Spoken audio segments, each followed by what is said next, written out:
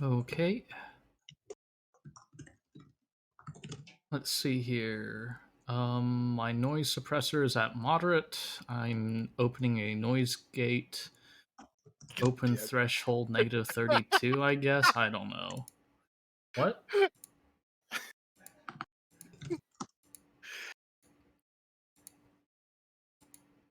Oh, we're early. There is something funny, and I'm not seeing what. I was trying to do a Unus Honest reference, but I messed up and I typed Magnum.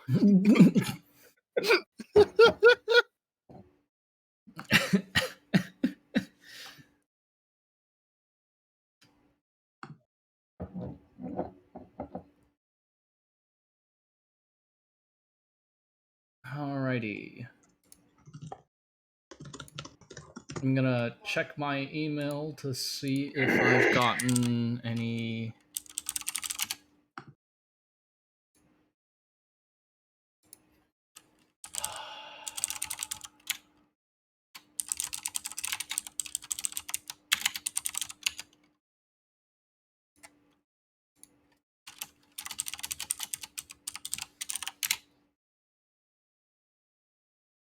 Oh man. Microsoft Authenticator, how dare I sign in on a different browser because I don't want to open up my bajillion Chrome tabs.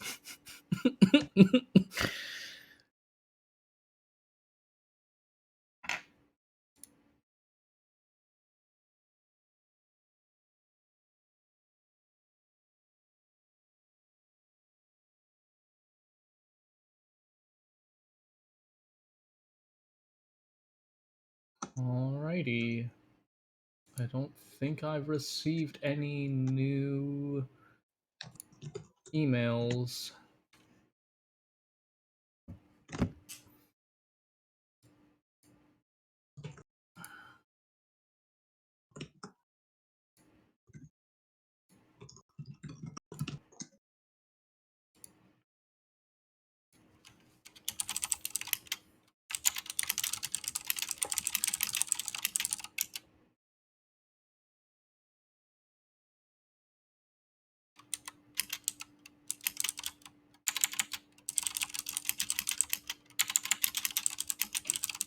Oh, RP0 got robbed of his nice, pretty hexagon because his laptop crashed while away at dinner.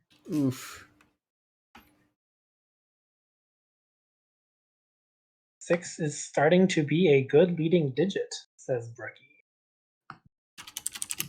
Curious.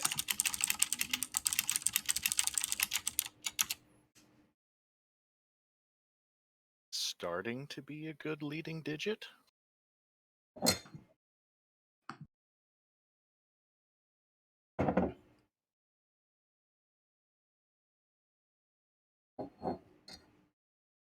Oh, also, how's my volume? You're a bit quiet compared to Brookie. I wonder That's why. editable just by right click. I'm gonna try to move my mic really far away, just so that it's not as loud. I hope my mic doesn't disconnect for a moment here. Cupiola says,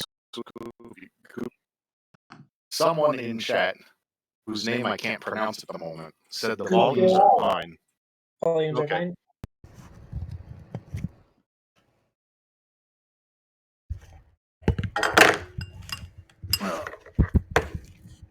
Okay. There we go. That should work, I think.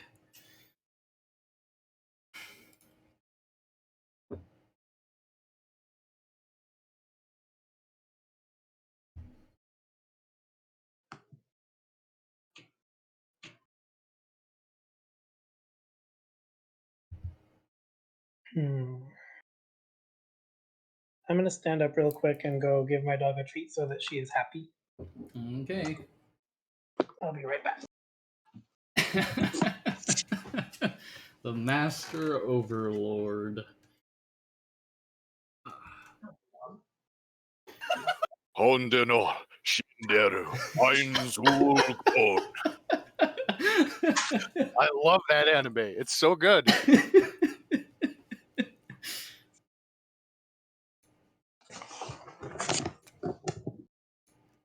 The dog tax. Oh, I can send a photo to the Opus Magnum Discord of dog to just derail any of the worry about solutions, because you can't be worried when you're looking at a gorgeous little dog.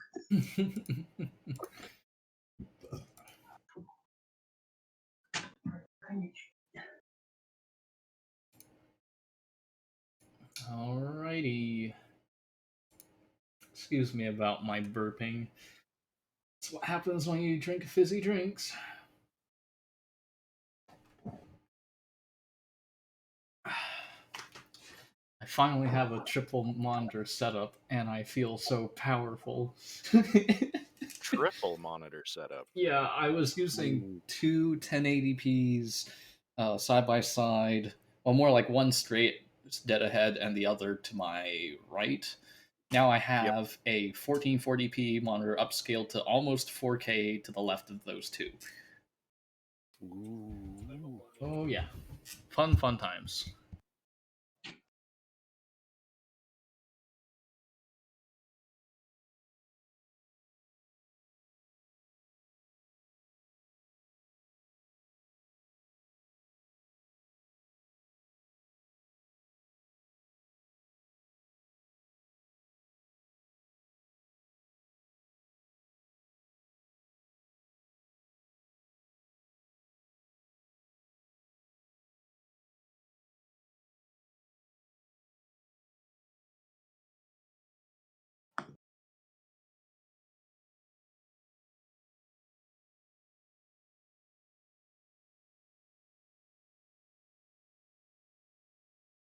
I'm so excited for what this solution set is going to look like.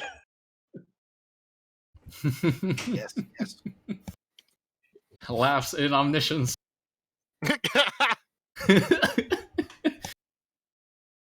And with omniscience comes great teasing potential. I do have to say that last what was it Opus Magnum dialogue tease thing, that was great. Oh, right, yeah. Having Oh, the thing I made? Yeah. I loved every part of what you made. So fun. Like, even who was saying each line. You should You defending reason and me defending sadism. you should link that to the Twitch chat because it's so good. All right, let me see if I can find it. Okay, let's see. We'll search for C:.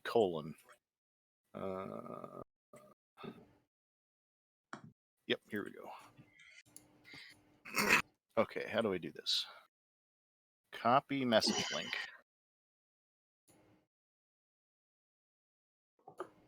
Ooh, is that right? Or maybe I should test it in my browser first.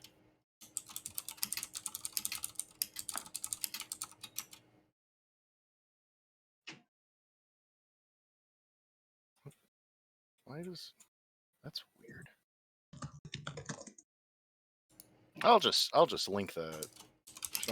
Should I link the actual Discord message, or can I just do the image link?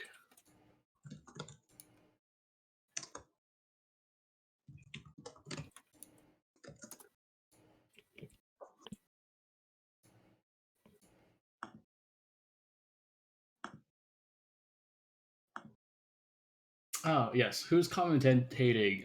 Hello, everyone. I'm Brookios. I am the tournament host, and we have Biggie Mac 42. Hello. Yep. And we have Mr. Puzzle. Hello. Yes. So we are the three commentators. Always have been. Well, actually, Mr. Puzzle joined in a little bit later. Biggie Mac has been commentating for a little bit longer, but yeah. Yeah. Yeah, I think I joined in on week 5. Yeah, I Yes. dropped out of week 5 because I had a lost voice, and Mr. Puzzle filled in. We've been doing them both since. Hmm. People have been enjoying it, which I'm happy to hear about, of course. But Alrighty. We're very, very close to the start of the stream. Let's see here.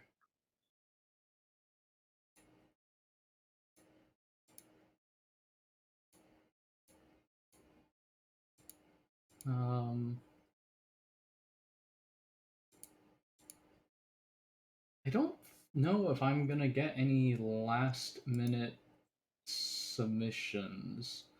Well, one person is sending me a whole bunch of things because they're paranoid that I downloaded the wrong solution, and that's fine.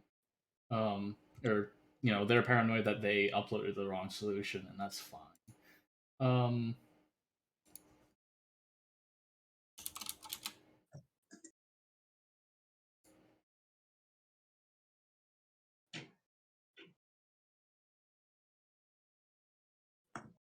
Got 1 minute left. I clicked on the clock to look at the seconds count after 4:59. It's 34, 35. About 20 seconds.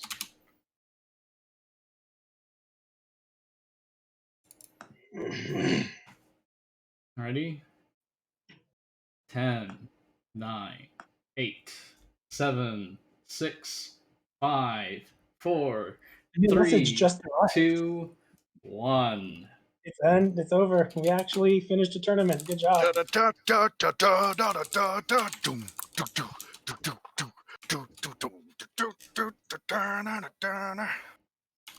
All right, so I have not received an email since 7 hours ago. Actually, the last person who emailed me was RPO. And I did not receive any last minute solutions, which is, well, to be kind of expected. I don't expect anyone to finish week 9 in a few hours. If you can do that, I'm very impressed. All right, now I need to go and do my procedure, which you get to hear me narrate through, which involves running Opus Magnum Solution Extractor dash week 9.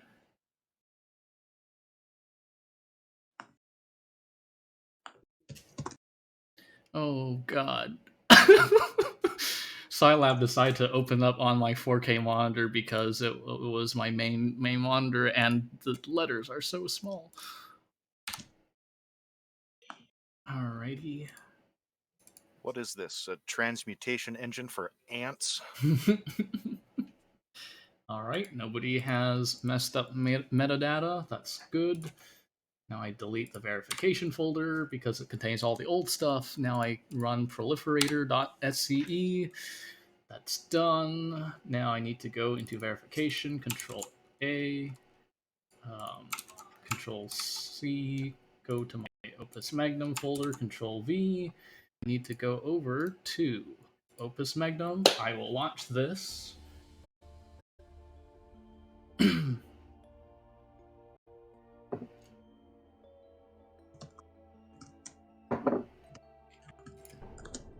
Oh man, watching Opus Magnum be this zoomed out is so weird feeling.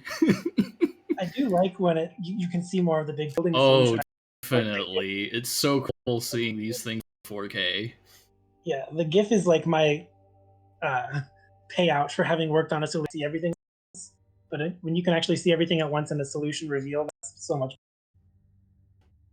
I just noticed having the 4K monitor makes the reagents and products and everything on the left sidebar smaller.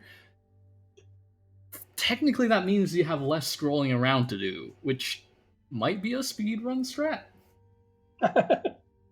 You just need really precise inputs. Yes, that is true. I don't know. I don't know what to think about that. It'd be easier for tasks, definitely, because the task wouldn't have to scroll as much. But then again, if you have like one of those free scrolling things, then scrolling isn't really that big of a deal. I don't know. Currently re-verifying 3 people's solutions. This should not take too terribly long. Hopefully.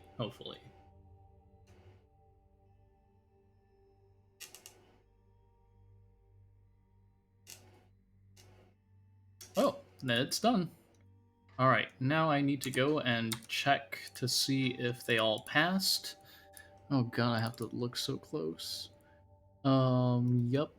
Edge case 1, edge case 2, edge case 3. Yep. Let me delete some of these extraneous solutions. Edge case 4, edge case 5, edge case 6, edge case 7, edge case 8, test case 1, test case 2, test case 3, test case 4, test case 5, 6, 7, 8. Alrighty, everybody passed. Good job to the 3 people who passed. Rich 27, Voidify, and Guilty Bystander.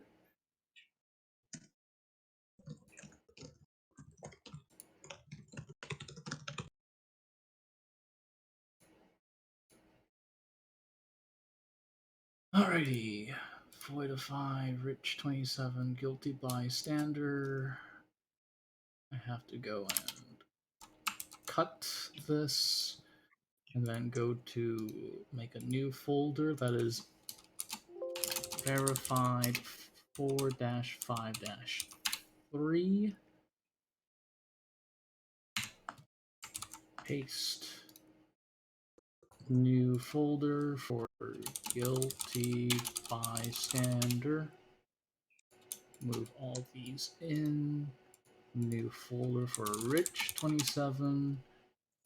Move all these in. New folder for Voidify. Move all these in. And then copy. And then go to the complete verified folder. Paste. Replace files. And wait. 47.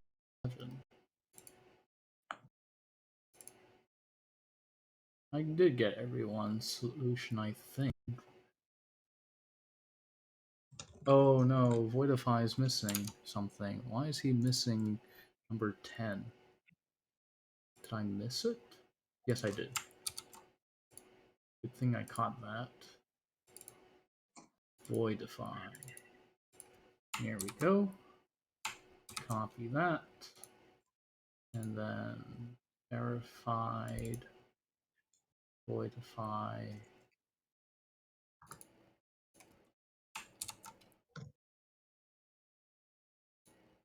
There we go. Alrighty.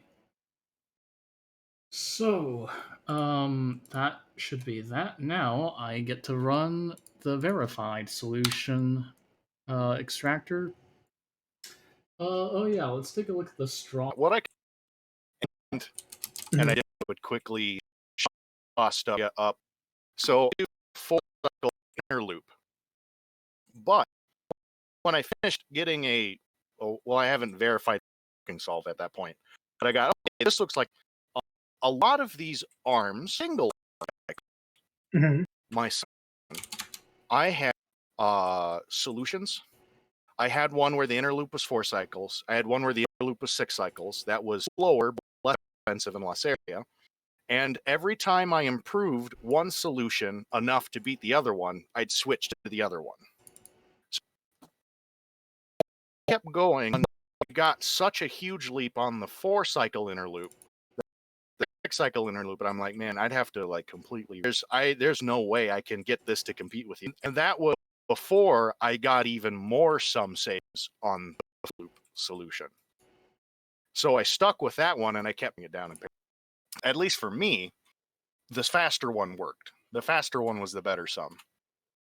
Yeah, I can say that I had a kind of similar idea without putting out exact numbers. My super boast right before week 8 revealed was because I had found something that had my fastest loop. Mhm. And then I actually improved the sum by making it cheaper and slower. And then I improved the sum again by going back to the faster thing. So I also have my fastest design as my submission. But then after you said something about being the fastest, I took a harebrained idea that would go even faster and I implemented it, and it was really bad for some, but it was the fastest thing I've ever created, and it's probably faster than yours. Yeah. And it's not like a parallel processing thing. It's literally reading in one pair of the inputs and blazing speed trying to compute what they are subtracting to. Yep. But so when I finished with my solution, I felt that, okay, this algorithm's about as optimized as I can go without I would need to do very clever spatial rearrangements in order to shorten some parts. But I felt that I was really fast. And I still feel that if you could get a better sum, I think you do it by going slower but with way less equipment and space. Whoops. Sorry. I have a new thing, and it already spoiled the first player. I'm sorry, Kupiwala. Thank you very much to Guilty Bystander for coding this little script. It's very, very cool. It's very I cool. see. Yeah. That's a cool tool. And look at all those names. We had so many submitters. That's amazing. Oh yeah. You guys are seeing names? Can you actually read that? Yeah, on the stream, there's a list of names on the left bar, and it also shows up next, number 36. Oh, I still get the parsing solutions image. Maybe you're a few seconds behind. Mm-hmm. That may be true. I usually watch through Discord anyway because of that reason. I think I'm not going to stream through Discord this time because so you can get more CPU for the stream in Opus. Yeah. Fair enough. Alrighty. Well, I think it's time to finally introduce the stream. We're 14 minutes late, but I mean, that's not really late because I have to parse everything at the deadline. Welcome everyone. This is the week 9 Opus Magnum Tournament 2021 results video. It is the final week, so once all these results are done and compiled, we are looking at the final results of the entire tournament. Oh yeah. Can I point something out quickly? Yeah, sure. If you ran Reverify, all of the solution metadata will be filled out and available while scrolling through the solutions. Is that going to be the case? Like, will we be able to see in the solution selector everyone's scores? Kind of, yes. Oh wait, shoot! I forgot to actually move everyone's solutions into the If you could move in ones without metadata, that would be ideal, so that we don't have a. We don't have. Oh yeah. So what happens is my solution parser makes it wipes all the metadata from everyone's solutions and what is it?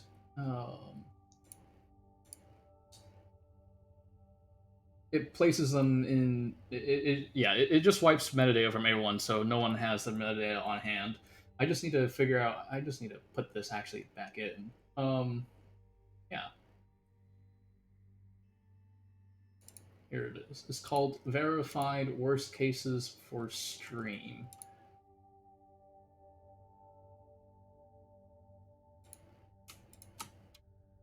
Oh no, Mr. Puzzle, your choice of last digit made Kupiawala sad. They're in chat saying, oh, the last digit, and now they have a 4. I had to choose a digit. I had to choose a digit. 4 sounded nice. Statistically speaking, 10% of the participants are now sad.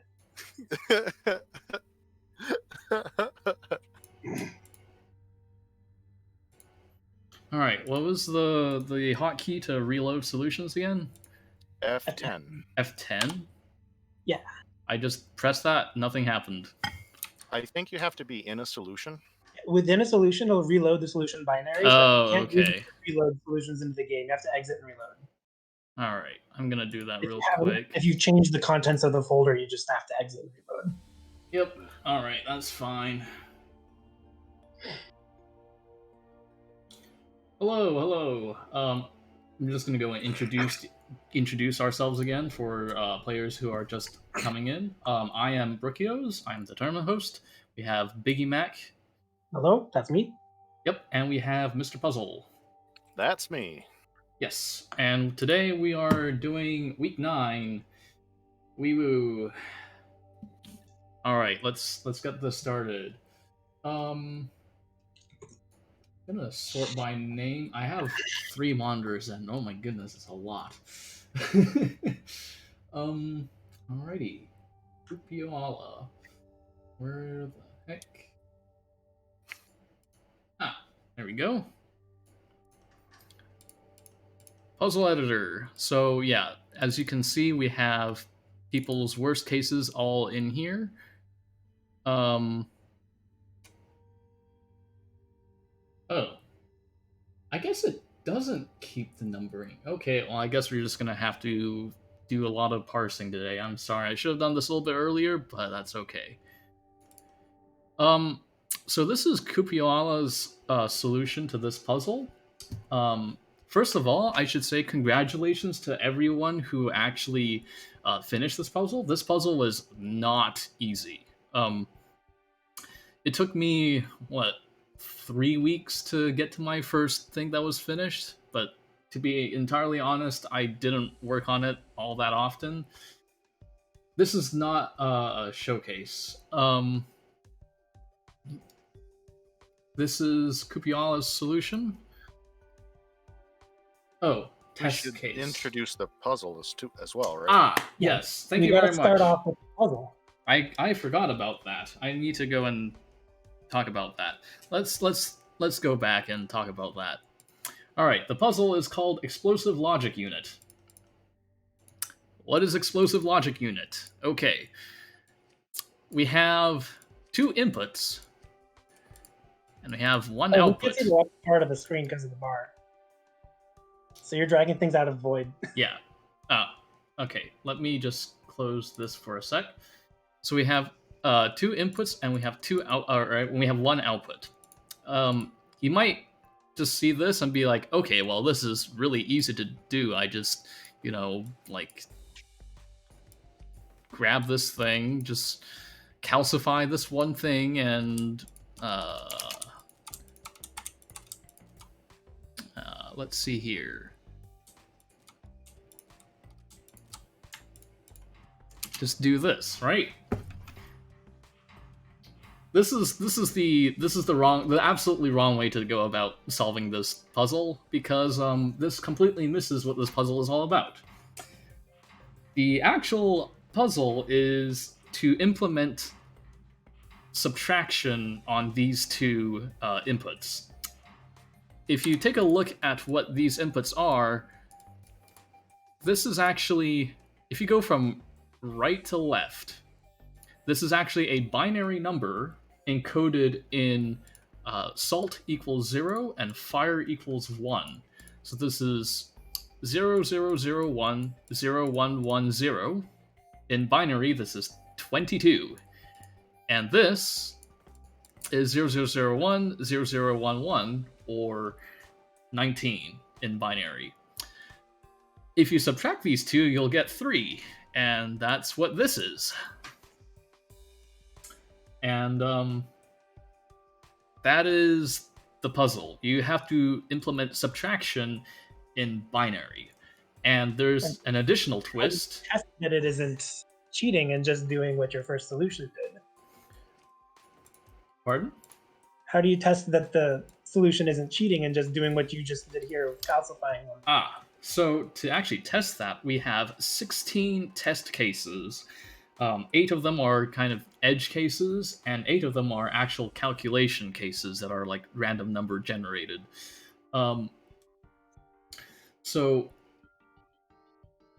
It has to be the same machine solving all 16 cases just by switching out input and output. exactly, which means that you have to do things called conditional logic. What this means is you have to have essentially things that only work depending on if one atom is a salt or if one atom is a fire. When it comes to Opus Magnum, we have several tools handy to us, being these. And I guess technically this also. So these glyphs here allow for us to code for conditional outputs. They do something different when atom is a fire versus when atom is a salt. Yes. Mr. Puzzle, would you like to talk about this? About the different parts we can use? Yes. Yeah. All right. So, one of the things we can use is just using bonders. That can help somewhat because bonders can help us detect whether an atom is present or not by doing wanding. Basically, if you put an atom on the bonder and another atom goes through the other side of the bonder and connects with that atom and swipes it away. But if the second atom that came in was not actually present, then that first atom would remain on the bonder. So you can do a conditional check of whether an atom is at a certain part of the pipeline or not, and have that be distinguished by where that atom is now sitting in the pipeline. But that's not helpful for identifying whether an atom is salt or fire, which would be part of a decode step we would need to do with these inputs. So, one of the tools, the simplest tool we have for identifying whether an atom has fire on it or not, is the Triplex Bonder. If two atoms go onto a Triplex Bonder and they're both fire, then a bond will be formed between them, and you can move those two atoms as a unit. If either one of them is not fire, then those two atoms will not bond, and then they will stay separated, and that will change how the atoms flow through the pipeline. Another tool we have is the Animismus Glyph. If you have two salt atoms on those inputs, it will turn into Vitae and Moors, and so the salt atoms are no longer where they originally were. If either of those atoms are not salt or are not present, then the Animismus Glyph won't trigger, and those atoms will still be where they were on the inputs. Finally, the other glyphs we can use to do conditional logic are the quintessence glyph. Working in pairs usually would be the simplest way to do it. For the glyph of unification, if you have air, earth, and water already sitting on three of the two inputs, then you can detect if the fourth atom is fire by putting it on the remaining input of the glyph. If the glyph triggers, it'll create a atom of quintessence, which you can split back apart using the glyph of dispersion, and then you can pull the fire atom out as you know it's a fire atom. If it's not a fire atom, then the glyph won't fire. The atom you were testing will still be in its original location, and the glyph will be ready for the next atom to check. Right. And final comment, you'll notice that we don't have earth, water, air atoms, but we got a Van Berlo wheel. So you can do some initialization to get those missing atoms onto the board. Mm-hmm. Was it mentioned yet that calcification and duplication technically allow conditional logic as well? We have not talked about that yet. Yep, So, I skipped that. The behavior of those two glyphs, a calcifier will turn everything into salt. So it's more of a collapsed information state, but it will allow you to turn atoms of both fire and salt into salt. Meanwhile, the duplication glyph will turn a salt on the non-insignia end into whatever the element is on the insignia end. So if it's a fire on the insignia end, it'll copy the fire. But if it is a salt, there will be, or if there's nothing on the insignia end, then the salt on the other side will remain salt. Those can both be used in more sneaky ways to at least propagate the effect of conditional divergence. They might not on their own allow a full conditional set. Yeah, so we have these tools available to us in Opus Magnum's repertoire, I guess. Some other things that, I guess the one other thing that we might want to talk about is this special glyph that you can only have one of. It is a Glyph of Disposal. If you have a single atom, you can throw it into this thing and it will eat it up. And that should be about everything that everyone should need to kind of take a look into these solutions, I believe. Yeah, I don't think there's any unexplained mechanic at play anymore. All right. In that case, Now we'll see how people used it. I will go and launch the what is it? The score revealer again. If I can find this folder. Oh, chat brings up some. Yep, Biggie. Yeah, you saw it. Some more special conditional logic you can do is the Glyph of Disposal can only dispose a single atom. So if you try to drop something onto it that's attached to something else, it won't dispose of it and it'll stay on the board. And Steven mentions input suppression conditionals as well. I can't think of a way off the top of my head of how you could use that to do something other than preventing bringing more inputs on the board. But if something like that shows up, we'll certainly notice it.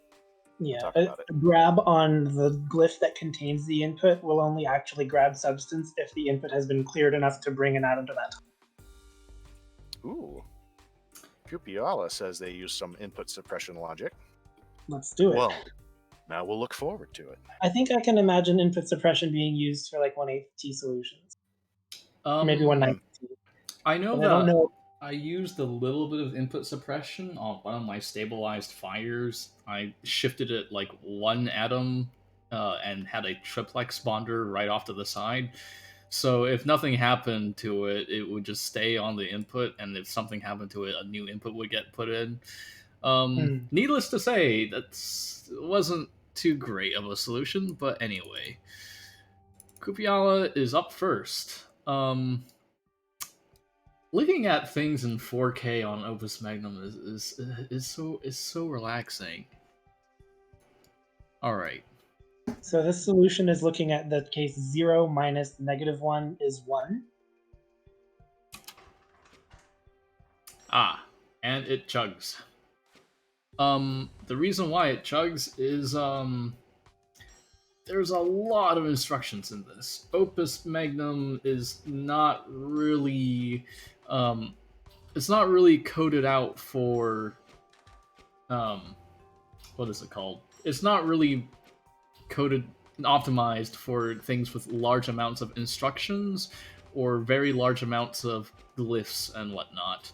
There are a lot of lookups that assumed the quantity of thing would be small. Yeah. I'm not entirely sure why that is, but I didn't code this game. I'm seeing the NOT gate at the beginning, and then an addition at the end that is wasteful. Right. So we are probably how subtraction works. Yeah, we are looking at the worst case scenarios for each player. Yeah, one of the main issues with this solution's 0 minus -1 is that it builds up a lot of this waste off to the side, and that increases the area length. And yeah, and that does increase score. It's been mentioned that the poll was supposed to provide us with a test case in which we watch everyone's solutions. Yeah. Right? Well, it would be very cool to see what's happening in the Triplex Bonder when the not B and A includes some fire. Because right now, not B and A both include salt, and so it's the same logic every bit. Right. Unfortunately, I did not manage to get Well, actually, I can actually go into everyone's folders and specifically pick out their. Actually, no, I can't. You could rename all. You could copy all of the puzzle metadata to be the same inputs and outputs. One thing I can do is I can copy the entire verification folder into my Opus Magnum folder, so everybody has all their puzzles in every single case. I think I'll do that near the end of the stream, or maybe should I do that earlier? Well, could we just change the fire and salt atoms on the test cases so they all match? That's what I suggested. Yeah. Ooh. Anyway, I'm looking at the solve as well, and I'm seeing that the input suppression is being used to restore the behavior of the test atom. Over on the right side input, there's a movement that seems to reset the position, which may or may not have diverged.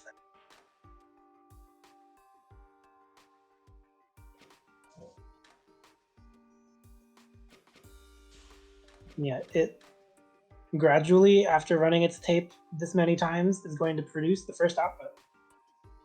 Yep, I'm going to speed this up by alt-clicking. Not that I... Oh, there we go. Yeah. Right, so the main problem with this solution is it's very, very slow. We just managed to loop back, and that was 1,873 cycles. And yeah, there's 5 more outputs to come from this. Unfortunately, I'm not going to go over all 6 outputs because it chugs. It really chugs, especially once this thing starts going off into a very, very long, waste chain. Things get really, really, really slow. So people in chat are questioning. So one of the rules of this puzzle is that you can only use input 1 of the type A and input 1 of the type B to compute output 1. If you start to grab any additional inputs from those two, there's no validity of the solution. So to be clear about what's happening in this solution, the top input is grabbed once, and then the bottom input, the stick of all fire, passes through a NOT gate on this Triplex Bonder next to the disposal. And that NOT gate will replace each fire atom by salt and each salt atom by fire, which is hard to tell happening in this test case because of the fact that it's literally just all fire, and so it's coming out as all salt. right. I would definitely like to see this one on a different test case. It deserves that because it did conditional logic for a lot more than just this case. Yeah. I think I'm going to go and just copy everyone's solutions into every single test case. I think I'm going to go do that. All in the test case 8, which was the voted one. Right.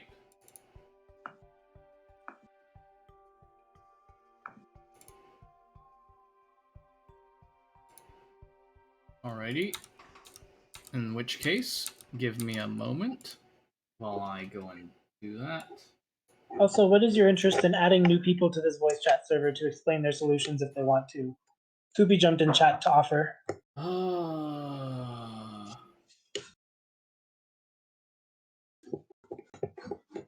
wonder how we would do that without it becoming chaotic.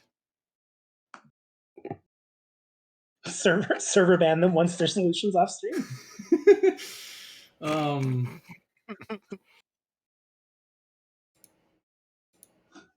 Well, I mean, this server. What are you going to do with the server once the tournament's done?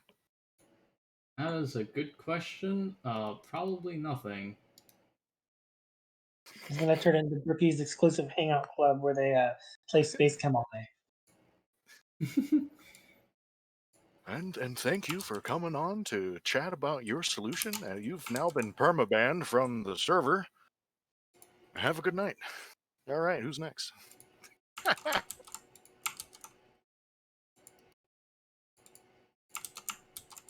Oh, yeah. The server the server we're talking about is me, Biggie, and Brookie are talking in a Discord server, so that everyone can hear us. No, it's not a private call.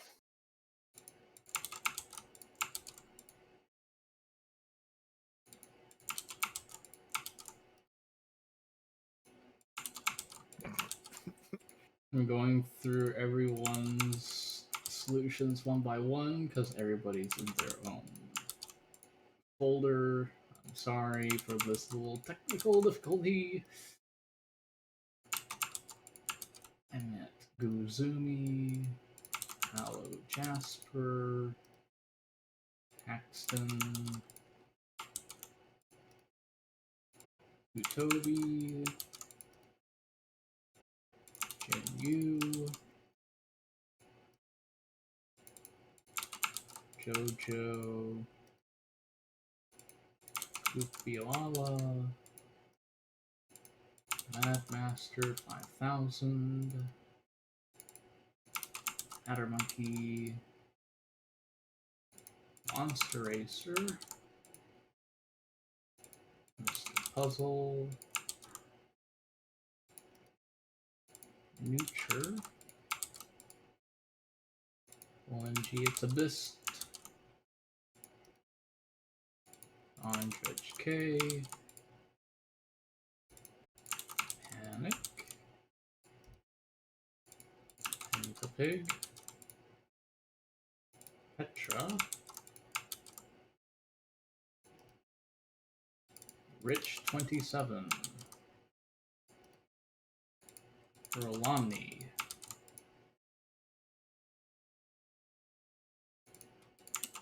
RPO, Steph 98, Papa Mouse, username Void, and Voidify. That should be it. Now let's go and relaunch Opus Magnum.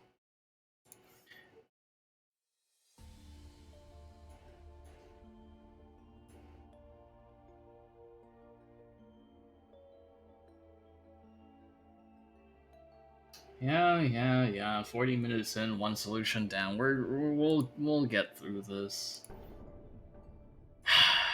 It's not gonna take 20 hours.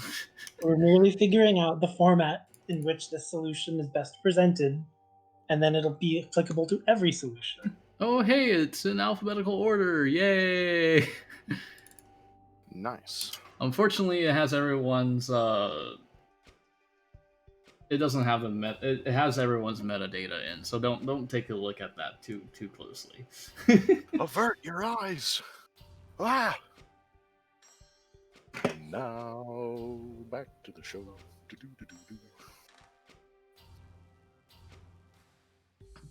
We get to see how the NOT gate works now.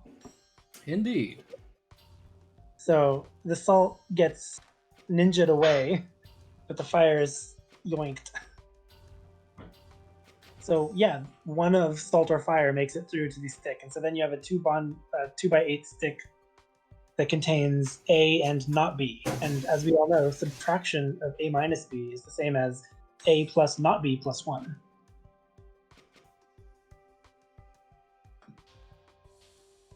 I have the unification and dispersion logic down there. A quintessence was formed.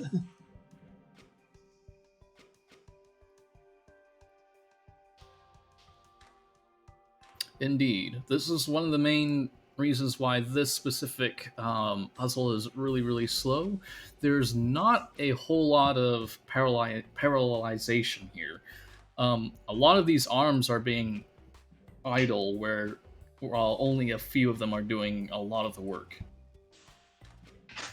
It seems that the limiting process here is the addition. And as they're saying in chat, the addition happens by adding carry to A and then, or no, adding A to B and then adding that to carry. So the whole addition process happens twice per bit pair. Ah. And the quintessence separates 1-1 from 0-1 or 1-0. Or dash minus. Or yeah, where dash is minus.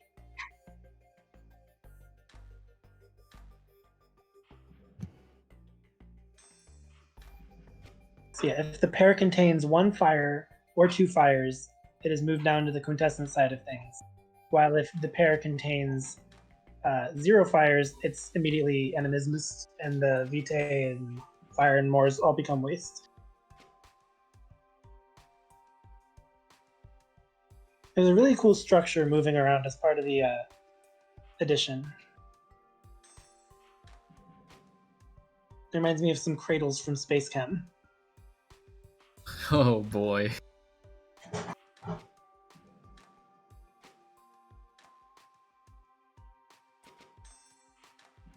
Where's the carry bit? Arm 20, which is this one. I don't see the numbers because not only is my stream behind a bit, but also this is a transmutation engine for ants. The numbers are vaguely discernible at max input speed or max resolution. This is arm 20 over here. Arm 20 is the one holding onto the disposal, yeah. Is on this S-shaped track. Okay. Oh, and the carry bit is explicitly held as a salt or a fire. I see. That allows it to pass through the same engine. Yep. Yeah, because I was going to say I did see a fire atom move from right there. Or wait, no, I can't say that because I'm behind. Lol. No, a fire atom was created at the Burlow wheel and then passed up to sit on the debonder.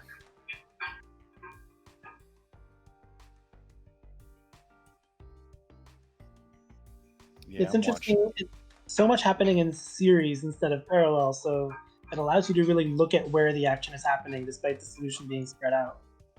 Indeed. So this continues until the output is made. And it will repeat another 5 times. So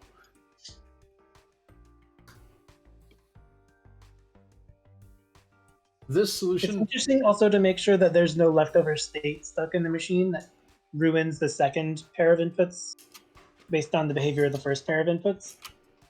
Right. So that leftover salt was then thrown disposed. into... Yeah, it was then we disposed. just watched it dispose. This is not 1/8T, actually. This is a 1T solution, which is why it chugs so hard. Yep. I imagine Control-Shift-A and Control-Click were used to copy the instructions, 16 times because of the extra addition for the carry bit? Yeah, you can see that my computer's really struggling at keeping the frame rate up, and that is mainly because of the sheer number of instructions in this in the solution. Opus Magnum, once again, does not do very well with large instruction tapes or large amounts of glyphs.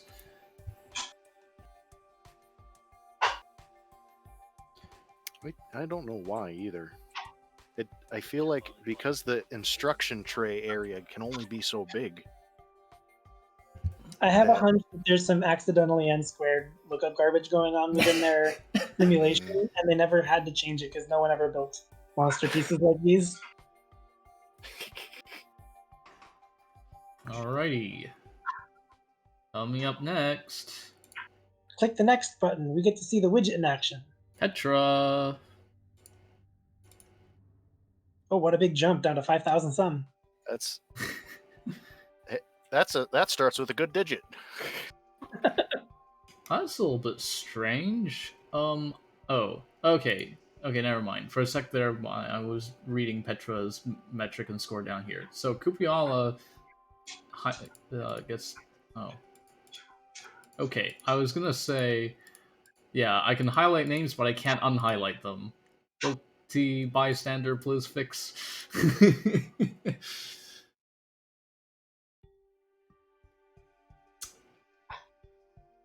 But yeah, Kupiala, still congratulations on sending in a solution. There is a 10 bonus point There are 10 points that are bonus if you manage to finish this puzzle, just because of um, how ridiculous something like this is, I guess. But yeah, PogChamps in chat for Kupiowala. PogChamps in chat for Gamma Delta in chat, who is Petra in this list. And yeah, Kupiola saying this is the first time they've completed a conditional puzzle, so awesome work. yes. Yeah, and it was Kupiala's first try. Petra is up next, and they also had. Okay, Petra's solution actually runs kind of okay for the Yeah, first she made something smooth. several hundred cycles. It's smooth. The main issue with this solution is that it builds up a lot of waste. When I was verifying this, Petra was one of the players whose solutions did not verify, did not do the re-verify all features, did not pass re-verify all features. I think the main problem with it is because it was a one. This is an 1/8t solution. You can see the instruction tape looping for every single bit that's being pumped out. Oh, okay. So the number of times that it had to run the tape before a product was produced, disqualified it internally. I'm not entirely sure actually, because this does run within 10,000 cycles. Yeah, Within I don't know all the 10,000 rules. cycles. I don't know the rules, and so do you. Yeah, it's a little bit unfortunate, but I had to go and verify this manually, aka I had to, sit here and run this at like 48 10x times. speed. It's cool to me that there's a Triplex Bonder up at the top next to the disposal, but then also Animismus at the bottom. It's like finding the better conditional for the paradigm is dependent on what's going in. Yeah, so this conditional. Can we get up to the top? I'm curious to see what's happening first with the inputs. Like, is there a not B step? It looks like the processing on the input at the very top is interacting with Triplex Bonder. So yeah, it's a NOT gate right there. Yep. Also, the arms on 8-length tracks to be able to do 1/8 desyncs. Oh man.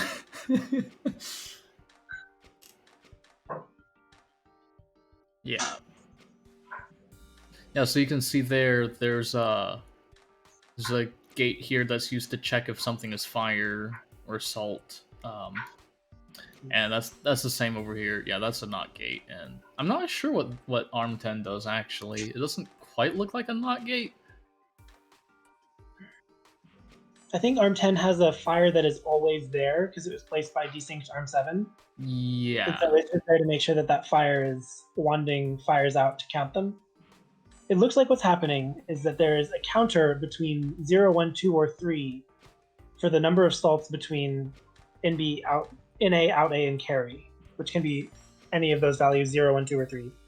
And then a selection happening at the bottom that is being built up. You can see the 0, 1, 1, 1, and 0, 0, and it's selecting out of those 3 based on the count that it achieved. So it's counting one of 4 options that are 0, 1, 2, or 3, and adding the bit from the correct option, and everything else becomes waste. Yeah. Literally everything else becomes waste. Yeah, this is the main issue with the solution and why it tends to not score all that well. This is a very 1,133 area. This is a very, very large amount of waste. You can see that entire chunk there, and like this much, and like, oh boy, that much waste is being made like every single output, and there's 6 outputs to be made. And almost all of it is waste chains, not even explosive. Shake my head. Well, They didn't bond anything together with triplets. But still, no, this is a really unique algorithm. Like, we've seen 2 solutions so far. We've seen 2 very different algorithms and gotten to see them in depth because of how they do so much in series, so it is slower. But it's still a very cool solution to see. Indeed. It'll help motivate some of the mysterious wizardry that comes up when we get to the lower suns. Alrighty. Coming up next, Rip Boy. If I can find it. There we go. So this solution, The arm count. yeah, this The solution. instruction count. Hold on, this is like 25 instruction tape. Wide boy. Yeah, if just saying, if you were wondering about why some of the re-verified solutions were really long and some of them were really short, Britboys made it really long. What is the So this arm is like- count? It's combinational logic. It's literally building the logic circuit for a full adder. 141. It is just a big old circuit board. I like it. It's 141 Someone looked up arms. some circuitry diagrams and implemented them in Opus Magnum verbatim.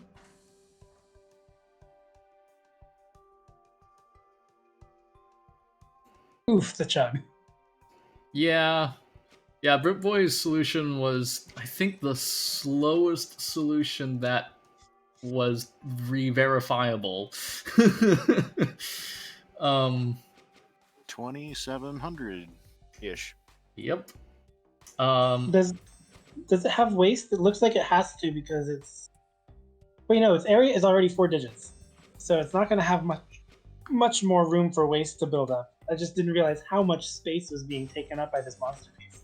Yeah. Old 2. I think this is like a literal like logic gates here and everywhere, and that's just, oh boy. Yeah, this is somebody who has taken a digital engineering course. I'm almost certain of it because that's how they would have to think about that paradigm. And this digital engineering is like one clock cycle will advance all of the computation through one set of gates at a time, and then each clock cycle is one instruction tape. So what's this mechanism on the right with a bunch of fire pairs? He just posted a schematic on Discord. I'm going to link that in the Twitch chat. Oh, Koopy beat me to it. Koopy sniped me. Oh boy.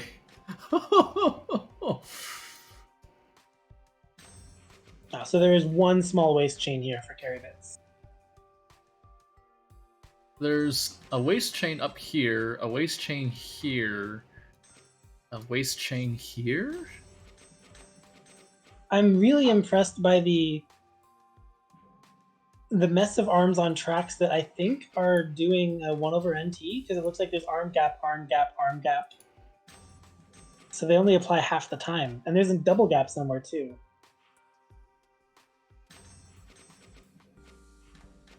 But yeah, this is one clock cycle of a digital circuit someone would design in like a college digital engineering class is one instruction tape here, and the rest is designed to implement an adder. That's so cool.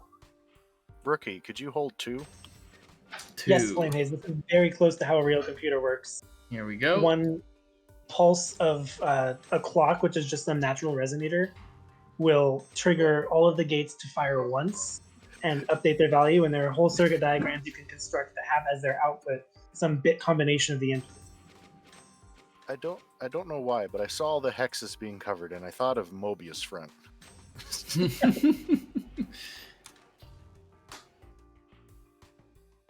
Well, this is a very cool solution. One of the probably the coolest thing about this is if you really wanted to, you can probably copy these logic gates and, well, I mean, make whatever machine you want. It won't. Yeah, this could run Crisis.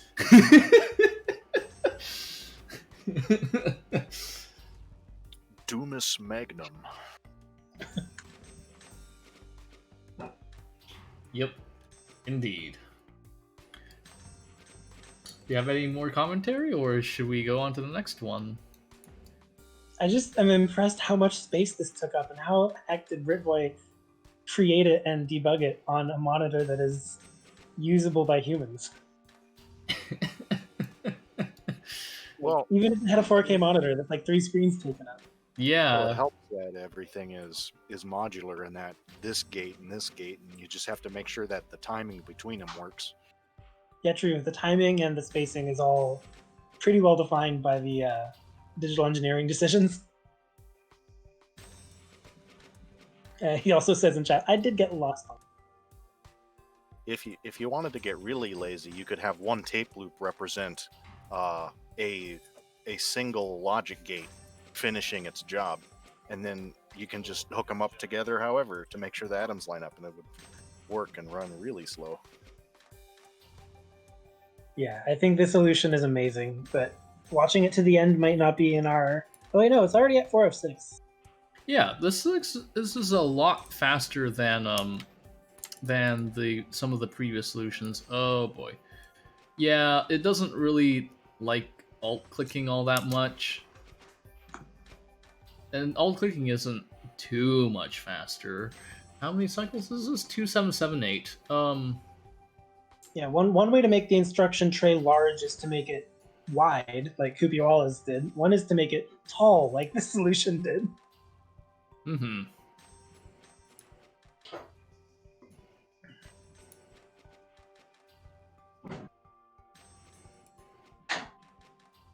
Opum Magnus Carlsen. Opus Mangum.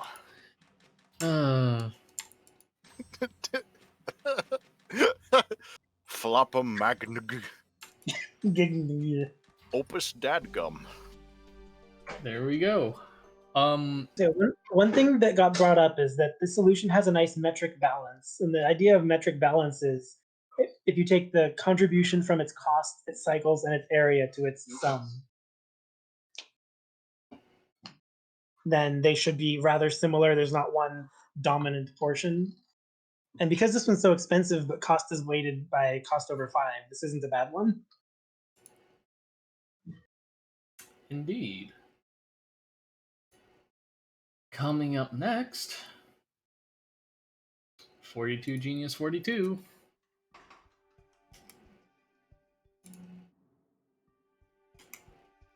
All right, so this one's definitely one that really likes the width.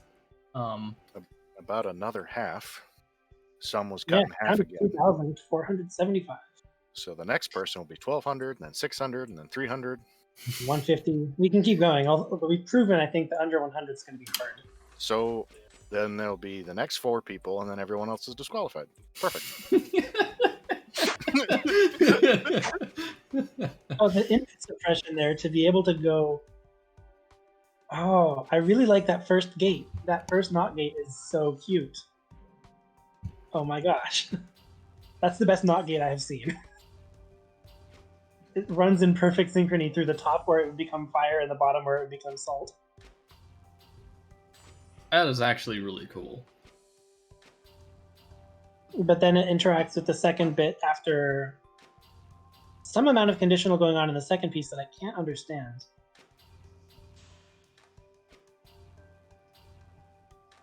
So also, an Animismus conditional later. There are 4 stages. I understand the first one, but not the last 3 yet.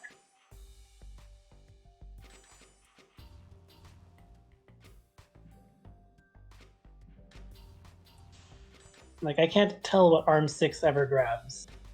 ARM 6. The triangle track on the second stage. It should grab if... Wait a minute. Oh, I think that's only going to happen at the end of an output.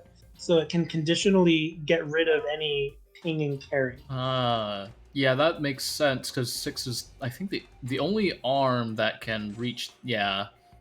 Or, I think it conditionals the very first bit to... Yeah, okay, I think I understand ARM 6. It takes the very first stabilized fire, lops off the salt, and it uses the resultant fire as the +1 carry bit at the very beginning to get A plus not B plus 1. These are some impressive computations.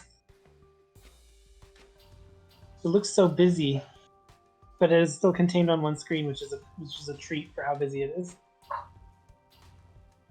Does the second section do the +1? I think Arm 6 passes the +1. It makes the +1 with the stabilized fire and passes it, and then these 3 modules here, here, and here, I think those 3 mainly end up doing the actual calculation. As binary addition. Yeah.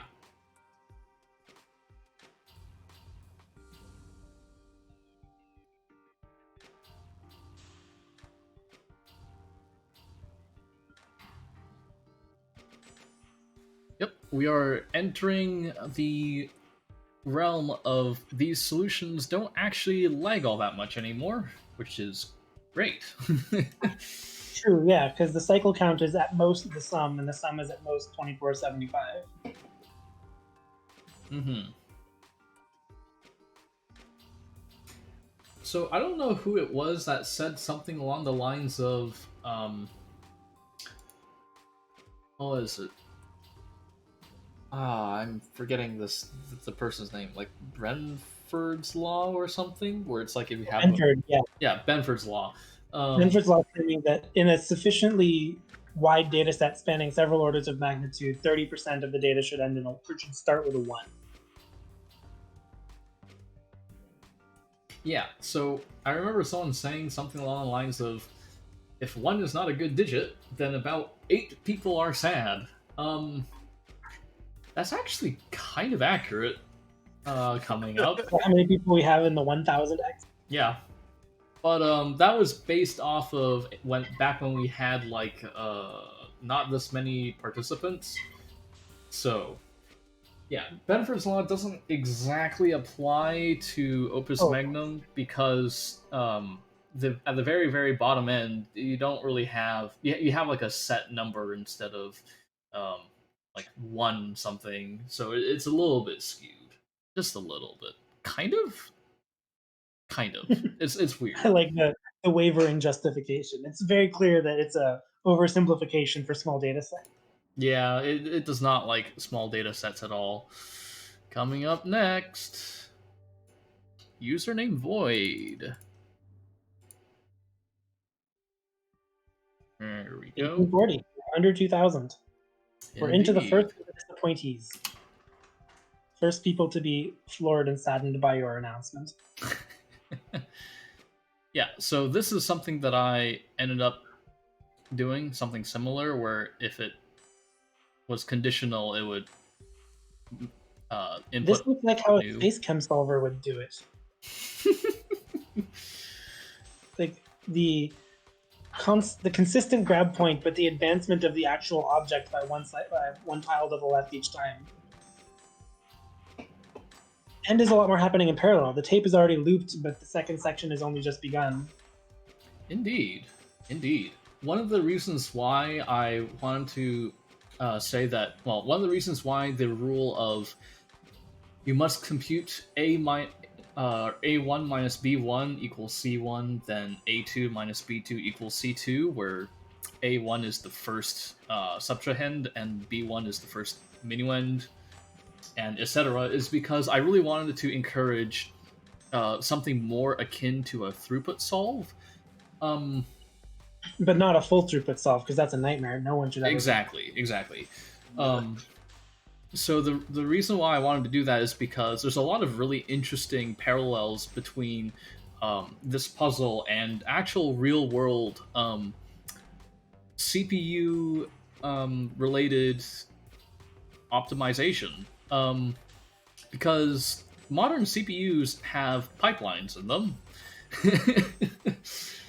And while one... And you can't copy output 1 to output 2? Yeah, no, not really. Let's look at what's happening in the bottom here, because there's a really cool algorithm for producing an output. It's duplicating the answer onto a stick of salt, and if it used nothing, then just stays as salt, but if it used fire, then it created a fire, which becomes waste.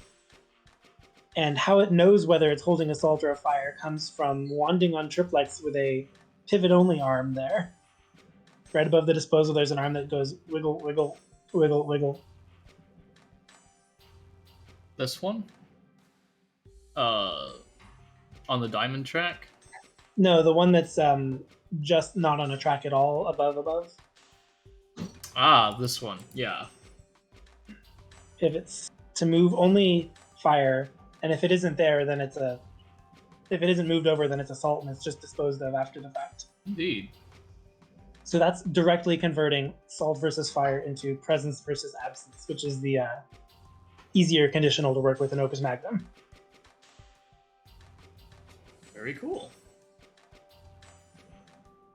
And they mention in the Twitch chat is that if Animismus activates, then there's a carry, which causes 2 atoms to become 0 atoms, which is really brilliant. Oh, yeah.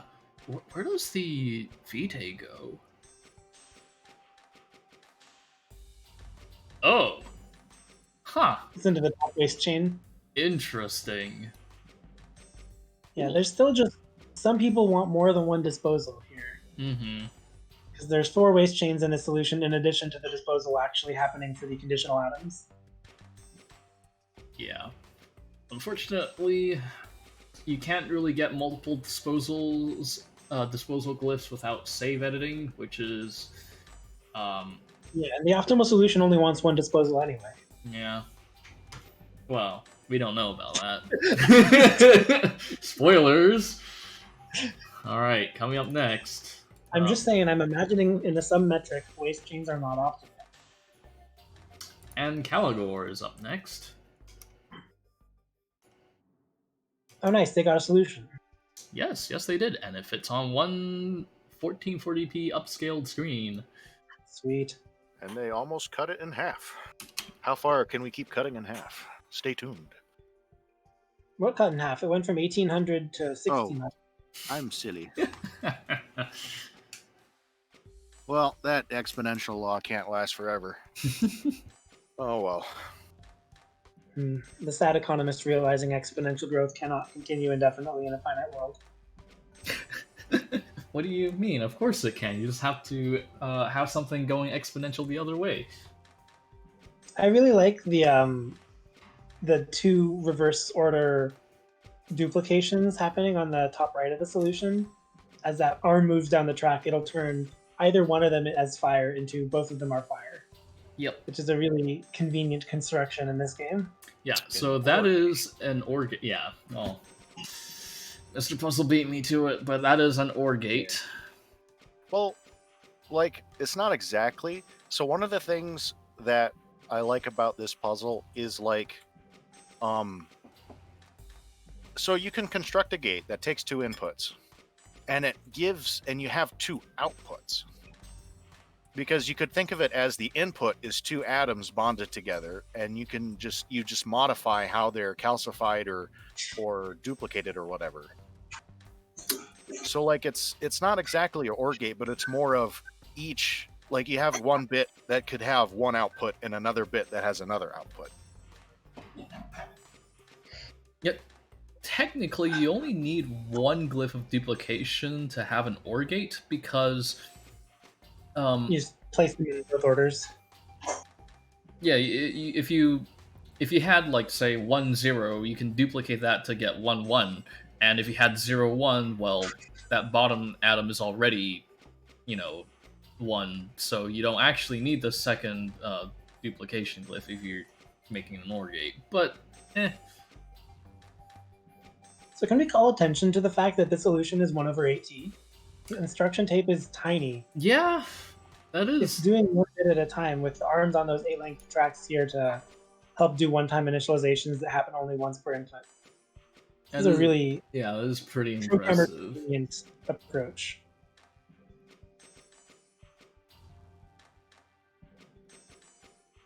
I also heard from Caligor that he was working up till the last minute on a redesign, had some programming errors he couldn't fix before time came up. Oof. That is unfortunate. His initial idea was a great solution too.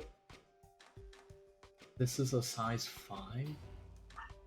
Oh gosh, women's clothing. I know brands and designers make their arbitrary decision as to what the numbers mean, and sometimes they're bigger numbers, and that makes people feel worse about themselves.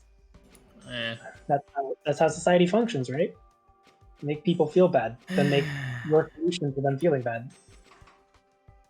Anyway. Sorry, I'm being next. Matter Monkey.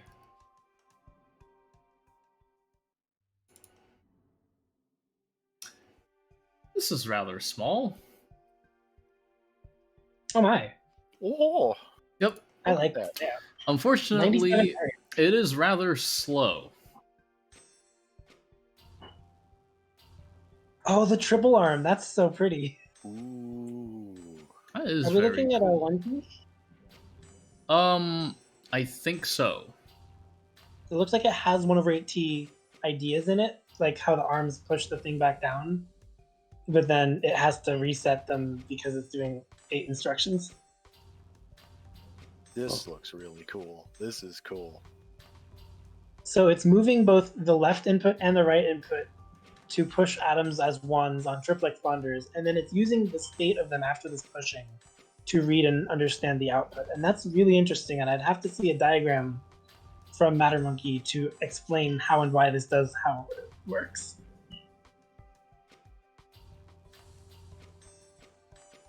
It's like there are 3 atoms that could be held by that triarm. I think they would be A, B, and carry.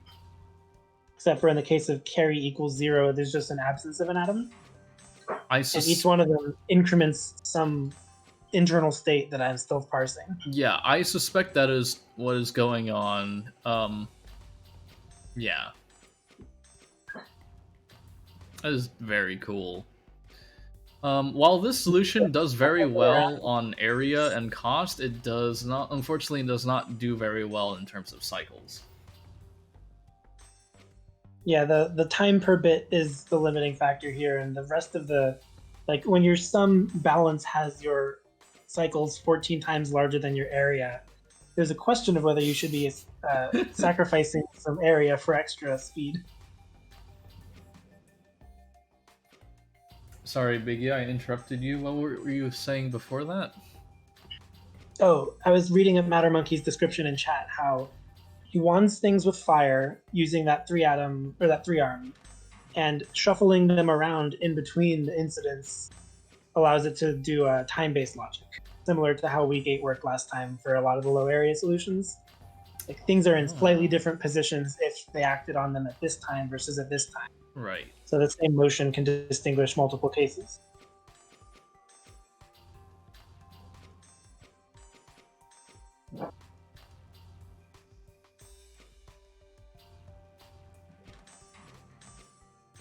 Yeah, I think all of the is it using the salt and fires once per? Yeah, okay.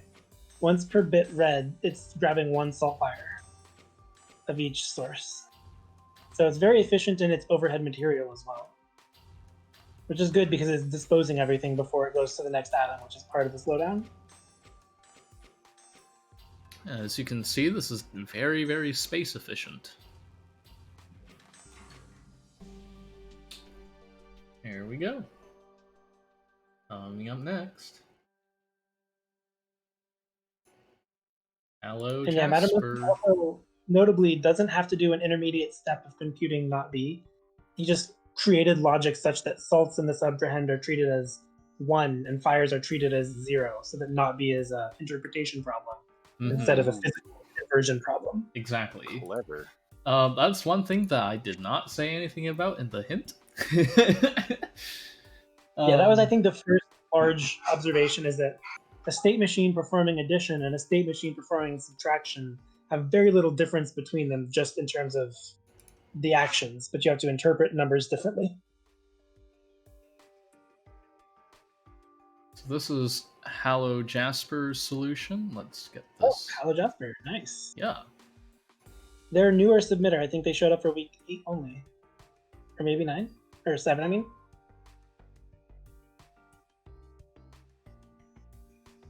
Oh, there has been a request. Can you go to the widget and shrink the name field so that the scores show when they're full digits? The bottom panel, where there's number, name, score. leave more room for score for those of them who had scores that fill that.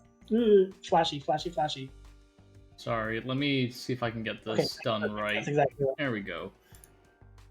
There we go. I think that's good now, right? It's great except for the part where you were modifying it and it was flashing, so don't do that again Yeah. if you're gonna. Sorry about that. Sorry about that. Alright. Hello Jasper is up next. If you're wondering about why the like the final solution things don't match up with the actual metric score, it is because um it is because it's because the actual scoring is based off of people's worst case solutions, and we are looking at only test case 8. Because some of these solutions build up waste chains that differ in size depending on what numbers are actually being subtracted. This leads to a variation in scores. So even though a solution might look like it's performing a lot better than like a later solution, or if a later solution looks like it's performing worse than a previous solution, it's because the previous solution has a really really bad worst case optimization problem. So just so you guys know.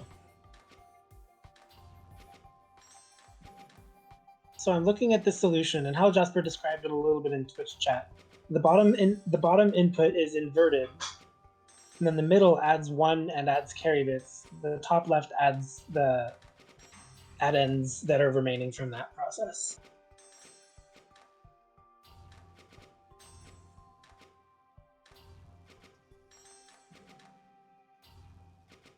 So I'm trying to spot the specific location of the addition and how it's implemented, but addition is basically just an XOR gate, so I have to look for a process that differs only if NAND based, or if and an OR. And a NAND? That's the one. XOR is the inverse of and or NAND.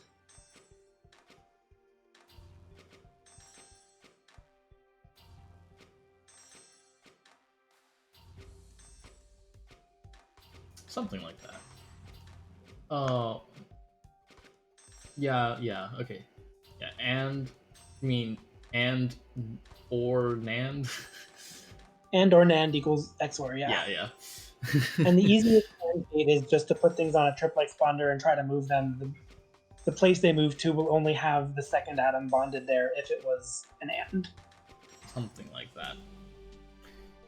Alrighty.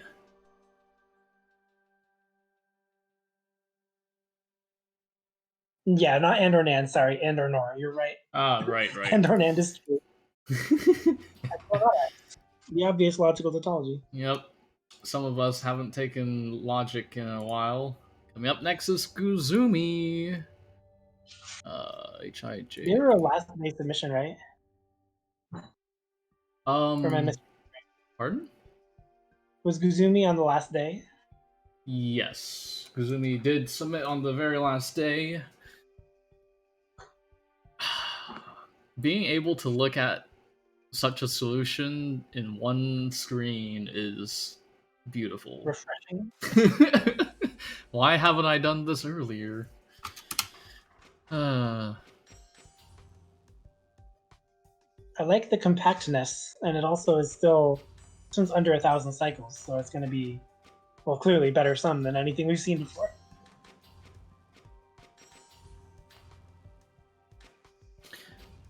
I wonder if ARMS 4 and 3 literally only have one job. I think they do. I'm trying to see if there's any like preserved state in this, or whether every addition happens as though it's a clean slate board.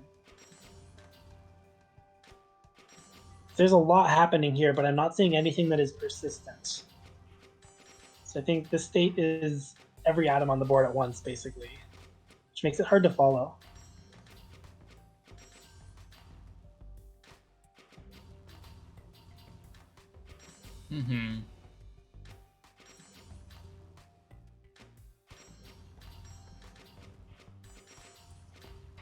I think arms. The very first thing over here is.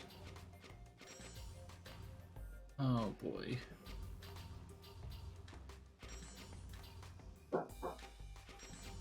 Okay, yeah, this is hard to follow for sure. Yeah, so it's definitely doing some wanding on the lower input and then doing some wanding on the upper input. It creates a structure that is different for all 4 of the cases, and then it disambiguates the cases through some process of debonding and plucking out the right atom, and I wouldn't be able to tell you that process.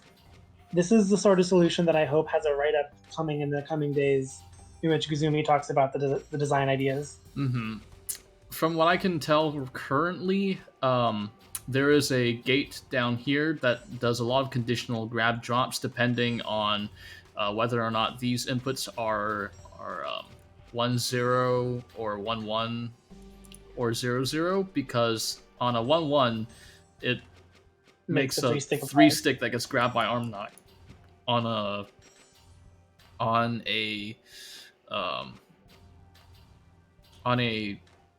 0-1, it makes a 2-stick that gets wanted by arm 11, which is this arm here, and does a whole bunch of logic down here. Yeah. It's good to see that it is wasteless. There's just the single atom that is initialization only.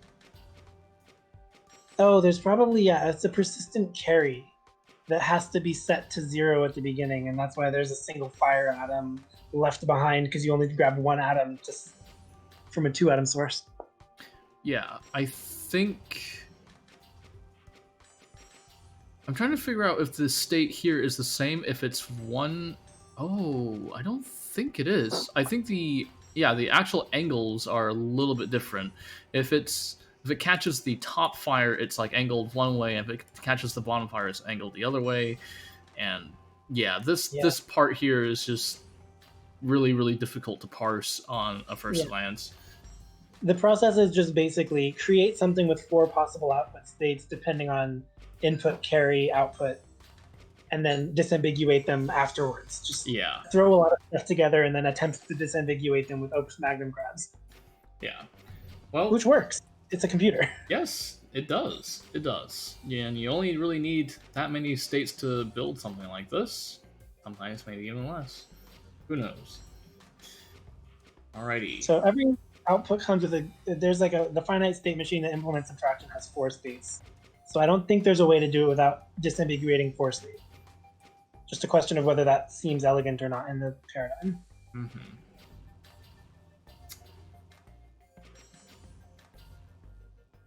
Coming up next, Mad Master 5000. Ooh. Here we go.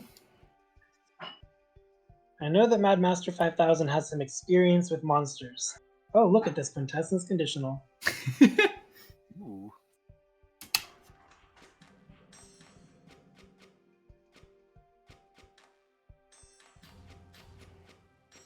Reminder that this is the person who built their solution to week 6 to have a odd one out pipeline with an odd one out little sister or little brother. Ooh. Oh, yeah, the quintessence conditional is really cool there. It's an XOR built in. Yeah, it's an XOR game. That's the natural XOR that Opus Magnum needs. That's so good. And I'm grinning like a fool.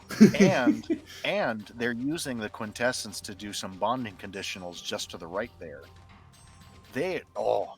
Yeah, so when you put 2 airs and duplicate them onto 2 atoms, which may be salt or may be fire, if one of them is salt, you end up with the missing 2 pieces for quintessence.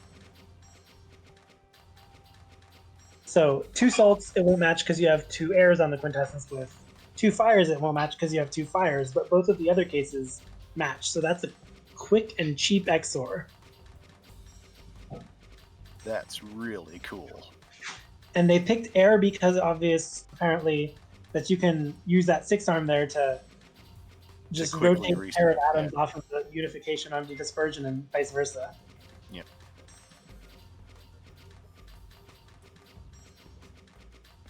Well then. Aren't you glad that Animismus, or no, not Animismus, quintessence glyphs are actually a thing that you can use? Yeah, bystander in chat saying, I never thought there'd be a native way to do XOR. That was my feeling as well. You can do, what is it? Essentially every atom has to be different using the quintessence glyphs, but that gets a little bit more complicated when you're using more than 2 atoms, of course. But yeah, this is very, very cool. I've never thought of doing something like that. I've never seen anything like that. I would say this is new tech. Yeah, this is some of the XOR gate within this is at least the coolest new tech, but there's still so much more to the solution that probably can't be digested by this commentary team. Like, I'm loving the cycle I'm seeing going on in the top right of breaking down and rebuilding a fiery stick. I just can't parse what it's achieving.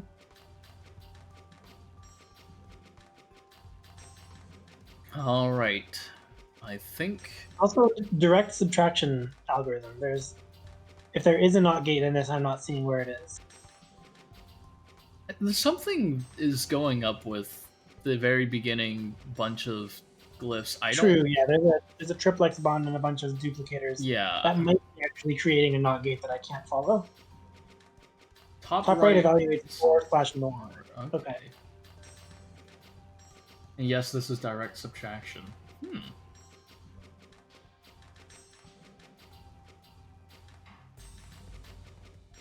So I guess for those of you who are wondering what direct subtraction means as compared to A plus not B plus 1, there's an algorithm where you are going to look at 0 minus 1 is minus 1, and 0 minus minus 1 is 1. And like, you can actually write out a truth table for subtracting one from the other as long as you accept that you might have a value that indicates minus 2 or minus 1. Yep, and instead of a carry, you have a borrow. Yep.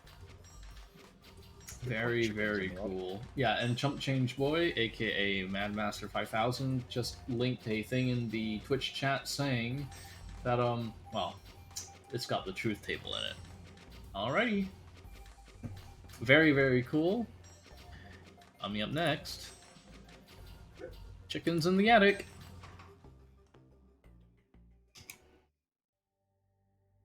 Where is... There we go.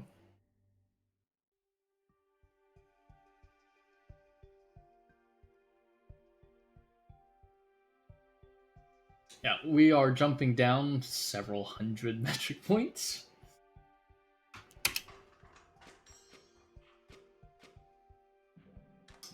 I believe that is a NOT gate right there. Yep, that's the NOT gate there. That means that everything else here is going to be carry / addition of A plus not B plus 1.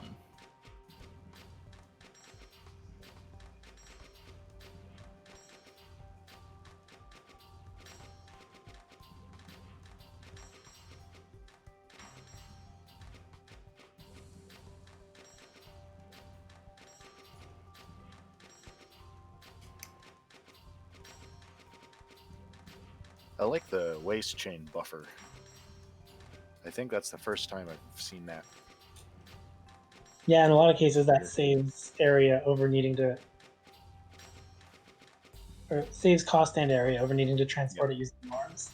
Yeah, this little window here is completely not actually occupied, so that's pretty cool. And ARM 1 is an initialization and has a job. This one, oh, it does that, and it... What does it do? Oh, okay, so... Okay, yeah, that initializes the one for the A plus not B plus 1. It's the initial carryover, and it does everything else. It gives zeros for the rest.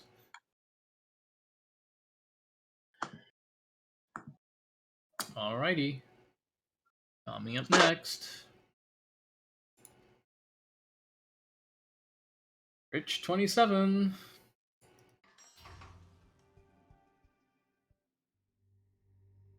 Fill in 3 digits. Oh, he says he also has his links ready that he diagrammed out some things about the solution. Here we go. This is some compact logic. Yeah, so this one is actually going to chug a little bit, and that's because this is a 6T solution. Nice. I am curious what makes it 6T. There's not a persistent state that I can tell that needs to be built once or something. It might just be a speed consideration. That's some devotion to this puzzle to get those last couple of cycles. Well, it can also save you. Well, it saves you cycles, obviously, but there are ways, and it can save gold in area. Yeah. There's also a 3-piece persistence that seems to last. There's the elbow that passes in the middle and is used to duplicate its neighbor, and I guess you only get that once at the beginning. So you need to have something initialized to provide the other part of it. Yeah. This looks like the Star Destroyer. It really does. I had a Lego model for the Star Destroyer, and that little disposal is the ship's deck where you can see the world. And then the nose extends out to the left. What does the stabilized fire on top do? I think it's literally just initialization at the top.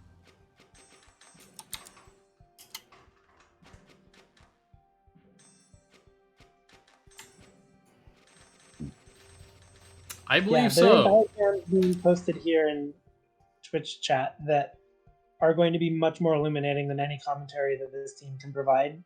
So I hope that whoever watches the video has access to those diagrams as well. Alrighty. Coming up next, Anime, our first sub 1000 solution. Awesome. Welcome to the Sub-Myriad Club. Is myriad actually a word for 1,000? I think so. I believe I just so. knew it for a lot.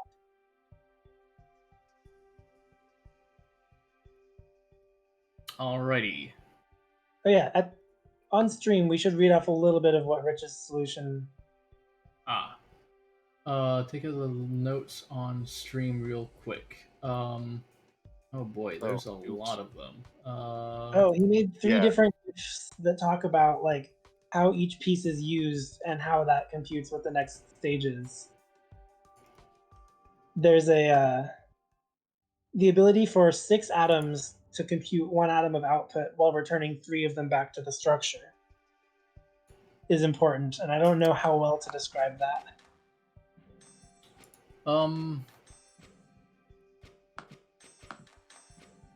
So his explanation says, it's an all-in-one subtraction with a custom truth table.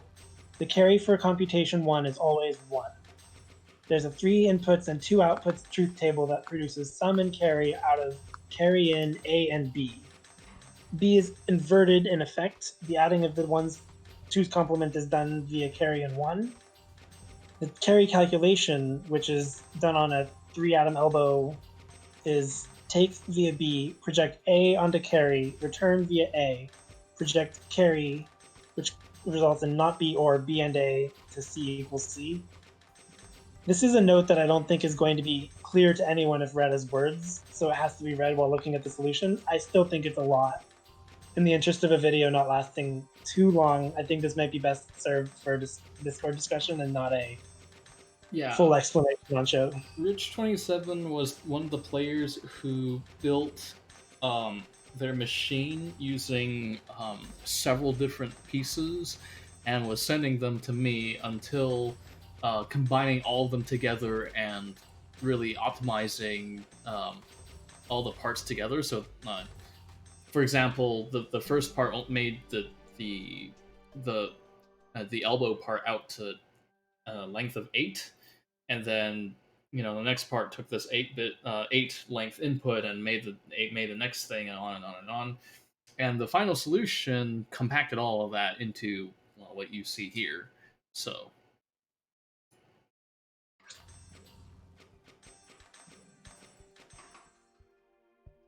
Yeah, so now let's get on to actual anime. Mm-hmm. Here we go.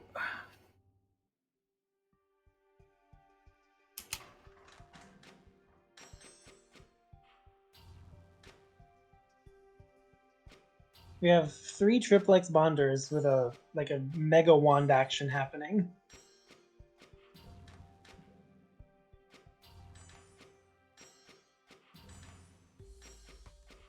Oh, I love that one of the stabilized fire inputs is used just to be able to produce fire on command through duplication. It's a really good use of space. I think that's what it is. It's essentially a Van Berlo's wheel, except smaller. Smaller, more productive. Yeah, this is really small. Yeah. So it does still look like there's a 4-case disambiguation happening, which is going to be the essence of most solutions. Is like you get these 2 inputs, and you have your carry stored, and you have to disambiguate them into 4 cases, which come from 8 real cases, and then read off something related to the output. It takes the input, then there's a dozen arms, and then it makes the output. Simple, says Britboy in chat.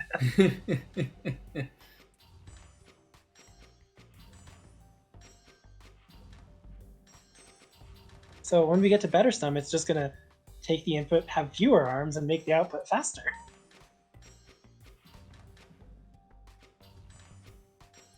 Yeah, the sneakiness of how to disambiguate cases and make that efficient is where a lot of the top tier differences are going to come in. I'm curious because it looks like the bonder is being filled from at least 2 different directions, one of which is coming out of salt and one of which is coming out of fire.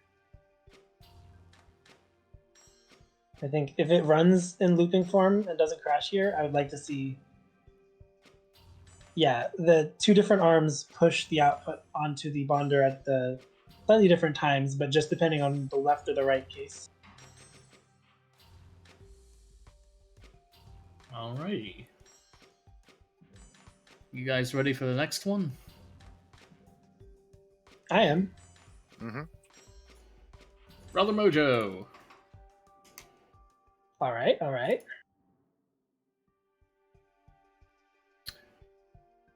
This one also fits on one screen.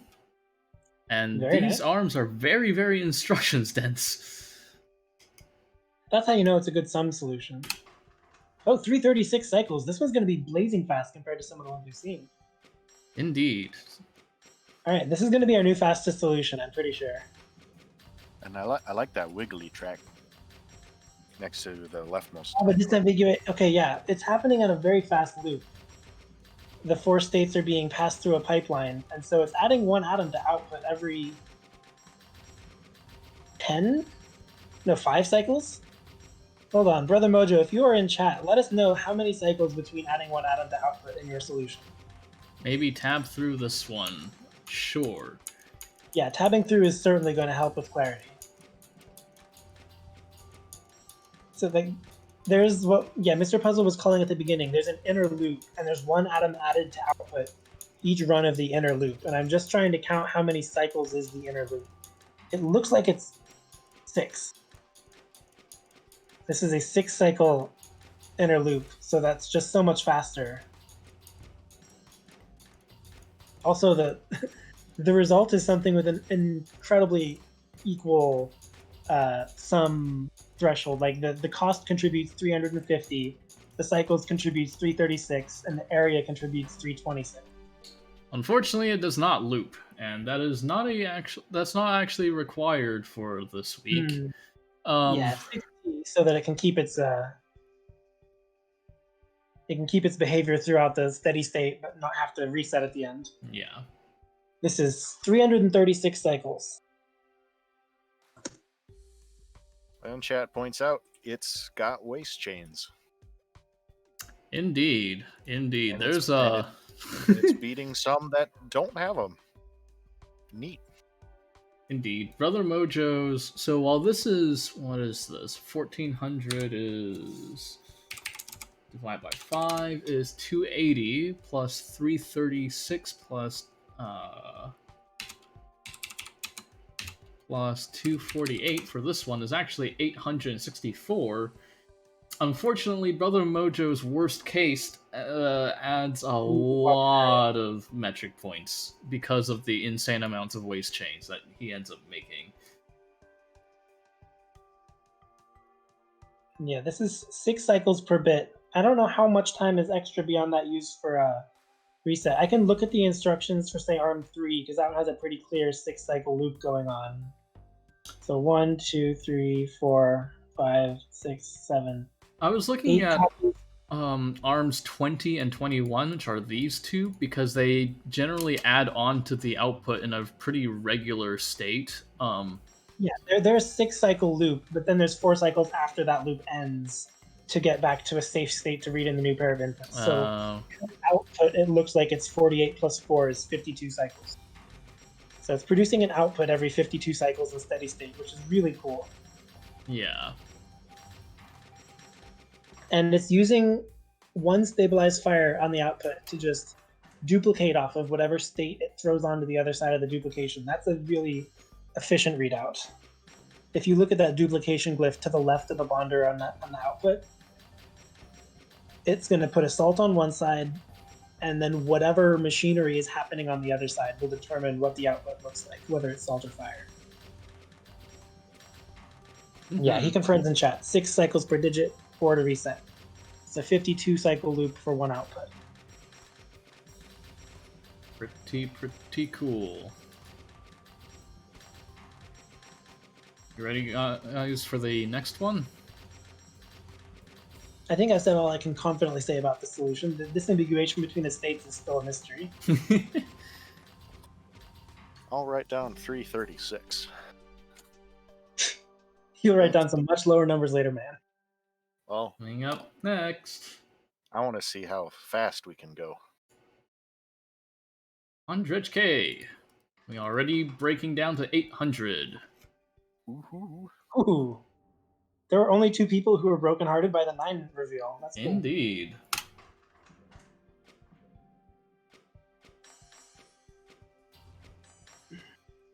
Ooh. Yep, there's some interesting conditional logic here already. It looks like a This big is even more compact, but it has a large area score, so it must make waste chains. Yeah. 100K also had issues with lots of increasing area and worst case scenario. So yeah, you were doing a lot of cautioning to people of like, if you can improve your area of your worst case, do it, because like worst case is going to matter. We had what was it? I think in the end we had like 3 or 4 or 5 people overlapping each other from like their best case to their worst case or something. It used to be just like 2 people like overlapping in like 2 separate categories, but we ended up getting a lot of people overlapping. Yeah, that's why I'm like, you guys really should improve your worst case scenarios, but to be entirely honest, sometimes it's really an entire redesign to prevent waste from accumulating in a direction you can't handle. Yeah, exactly. At least one thing that you could have done if or at least try to do, is to make waste chains that are only 1 atom in width instead of like 1 and optionally another 1 in width, because in the second case, if you had like a single atom sticking out, then that is your worst case, whereas it also occupies a whole bunch of space that you could have used to pack more atoms in. But anyway, all right, good night, Brit Boy. Good night, and yeah, hopefully you can watch the VOD later. You guys ready for the next solution, or do you want to take a look at this one a little bit more? I don't think we've looked very much at how it's actually working. We've just seen some of the macro properties. I know that there's at least at the beginning 2 wands of fire that positionally disambiguate A and B, and then all the conditionals from that seem to be direct subtraction. I think that's what's going on as well. More people did direct subtraction than I expected, to be honest. Yeah, one of the things that's cool about this is that it immediately converts from the standard fire or salt into presence or absence. And presence or absence gates are pretty easy to do in Opus Magnum. But then that means that the leftover fire is dropped into disposal and leftover salt is just waste chain. Mm-hmm. The presence or absence conditionals are nice. And then it still is doing what we saw in Brother Mojo's solution of every atom that is added to output is a salt pulled off of a stabilized fire. And it just duplicates off of something coming from the computation state.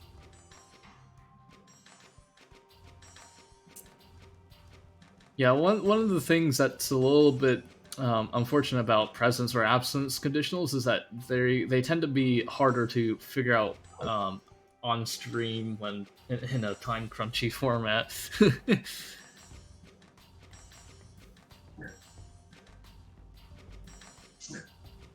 So this stabilized fire down here is doing the same thing as Brother Mojo's solution, where Exactly. it's doing the duplication and whatnot. Yeah, because an absence gives you salt directly. Very, very cool. Yeah, so if it duplicates, why not just take the original? Asks Chickens in the Attic, because the original might be an absence, not just a salt. And there's only ever absence here. There's no salt being passed around in the middle. Mm-hmm. So that converts back from presence absence into fire. Like basically, the conversion from fire or salt to presence or absence is immediate, done by the 2 ones on Triplex, and the conversion from presence or absence back to salt or fire is immediate, done on the duplication. So the 2 conversions into the convenient Opus Magnum space are really quick, and it's really cool to see. All right, good time to move on. We've got a few people betting that they're up next. RPO. RPO was correct. He was the one who was next. Yep. Oh, that's close. Indeed, only 5 points away. Yeah, so I was saying something along the lines of you'd be surprised at how close some of these metrics are to each other, and the answer to that is we did have people who were separated by single digits, and RPO and Andrej K were one of them. Yeah, and RPO's improvements did definitely make a difference.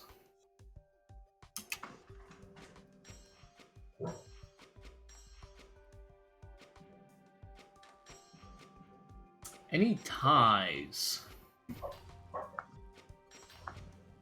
I don't think we had any ties. That would have been interesting. Yeah. No, I don't think. Nah. We didn't have any ties, but we did have 2 players separated by just a single metric point. Oh. You guys will have to figure out. It's going to be Mr. Puzzle and me, first and second. That'd be funny. 1 single point. I love all the 3-arm pinwheels here. They help progress the previous computation and the next computation in series. Ooh, nice. Multitask.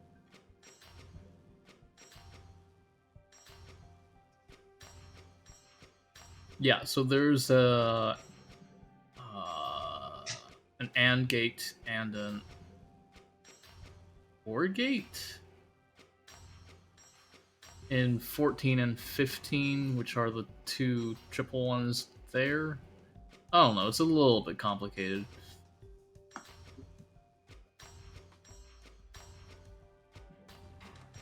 Yeah. This one is doing the direct inversion of the top input. Or no, it's... Oh yeah, it looks like the top input is being processed as not that input. So RPO is still doing A plus not B. It's very cool that it's being done fast enough to stay ahead of all the other competitors. ARM 24 is down here.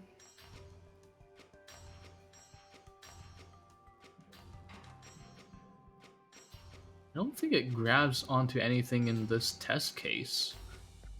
Maybe it does, maybe it doesn't.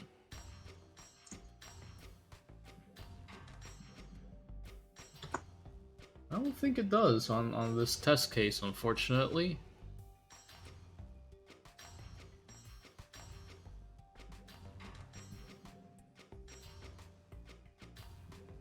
Yeah, 24 only does things when carry is active in the 111 case. Oh, okay.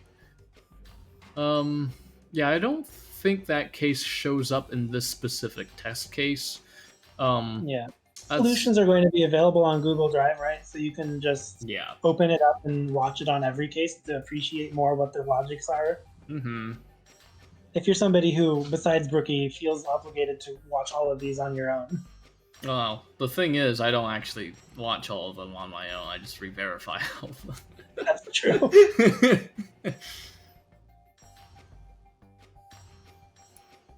You guys ready to move on? I am. And Alrighty. Darius 1. very cool. A new entrant. Someone who has a lot of space chem success background, though. Indeed, indeed. Yes, we are dropping a bit more to 817. I'll let this run for a bit.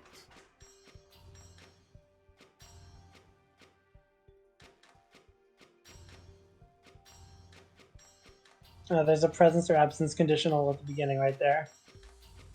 Yes. Which is that very first Triplex Bonder. But there is still salt traveling throughout the pipeline. And I'm impressed by the density of movements happening here. Like, every arm is busy the whole time. Yeah, Darius 1 was another one of the players... Sorry, go ahead. There must be so many ghost atoms to keep track of while programming a set of arms doing this much all over each other. Yeah. I think I can say that the Space Chem is showing. Space Chem had a lot of Space Chem conditionals. You can... Oh, okay, to be entirely fair, Space Chem does have a sensor that is just straight up the best conditional you can ever get / use. But Space Chem's other super powerful conditional are grab, drop, toggle conditionals that don't exist here in Opus Magnum. And I think a lot of that influence came over in Opus Magnum with the amount of, absence / existence, I guess, conditionals here.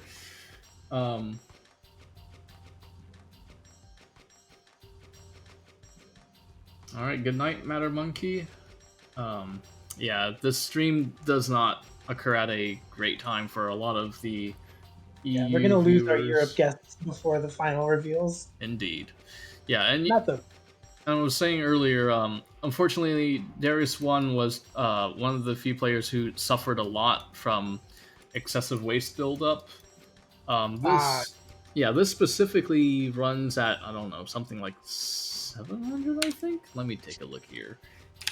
870 plus, or divided by 5, plus 455, plus 152. Yeah, this specific case runs at 781, but unfortunately there are some cases where this chain just grows huge, like after every single atom, and yeah, that pushes it all the way up to 817.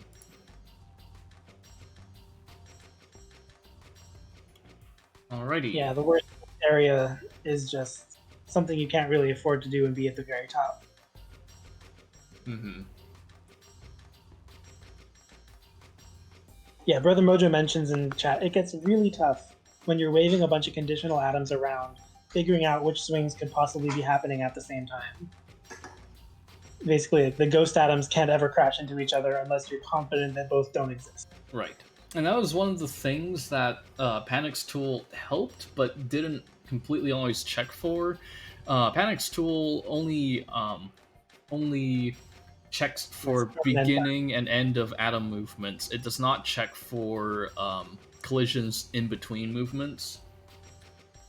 So you could rotate at length 2 over another atom with no issue. Right, which you can't do in actual Opus Magnum. I'm curious how much optimization could be done if your only goal was a white hexagon and panic stool.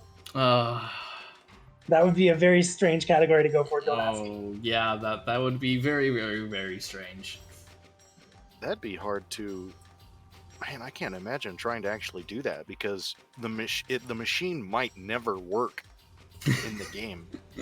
So you'd have to program everything without ever being able to actually simulate to that point.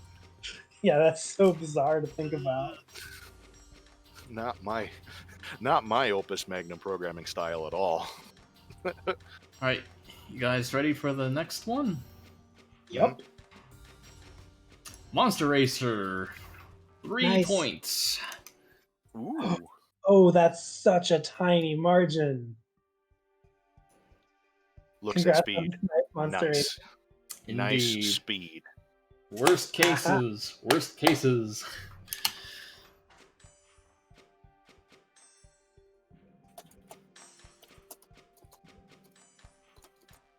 Yeah, I think... Yeah, unless you specifically went and actually tested all the test cases and all of your... all the edge cases... a lot of players probably wouldn't know their actual metric. The previous metric was 817, so this is a drop of 3 points.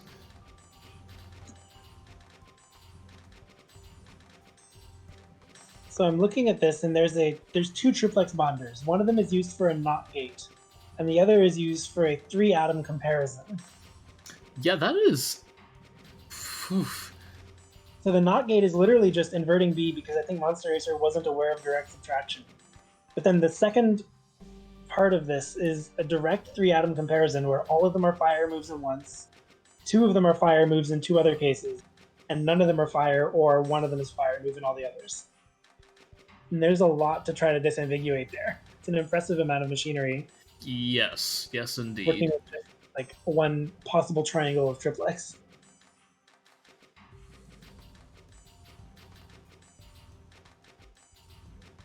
After number 18, by the way, I'm going to have to take a little bit of a break. Intermission, I should say.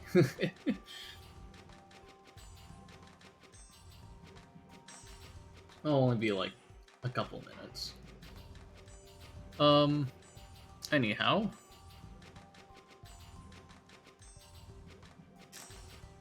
Yeah, there's a lot of... I guess technically I don't know if the technical term convolution and deconvolution applies here. I'm not entirely sure if it does or it doesn't.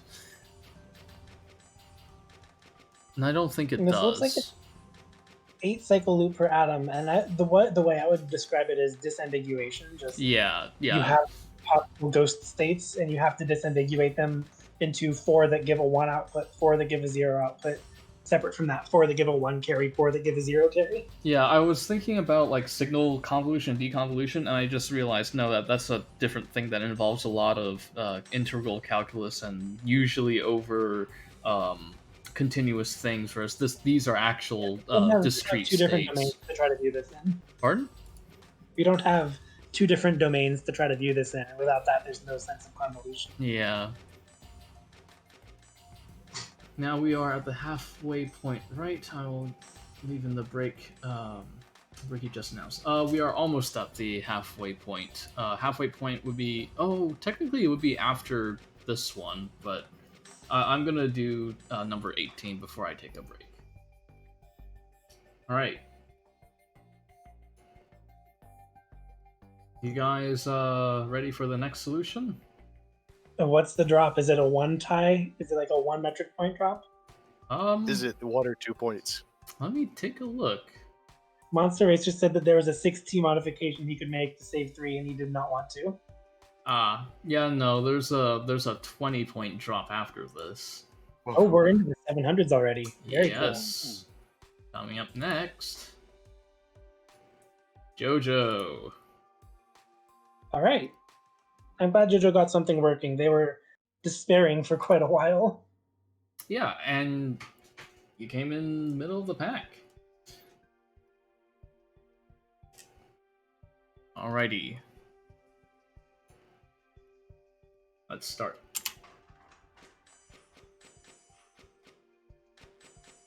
Neat track loops.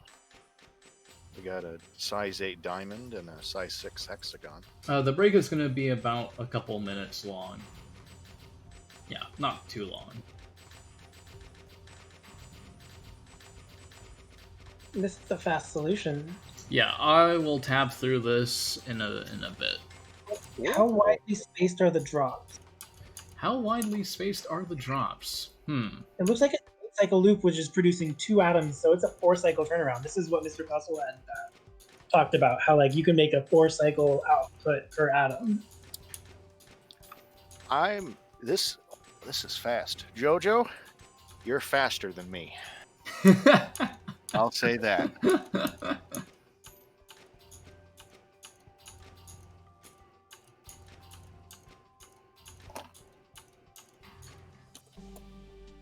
Oh, and it doesn't loop. Of course it doesn't. That's okay. 6T with a 4-cycle subloop and waste. Yeah. Yeah, Jojo was another participant who suffered from worst case issues. You can see why. You can probably see by now why I'm like, yeah, you guys should probably try to improve the worst case as much as you can. Yeah, this is the pileup of everybody's overlapping everybody else. Once I post the uncondensed re-verified results for this, you will see that there's a lot of people just swapping places left and right here. I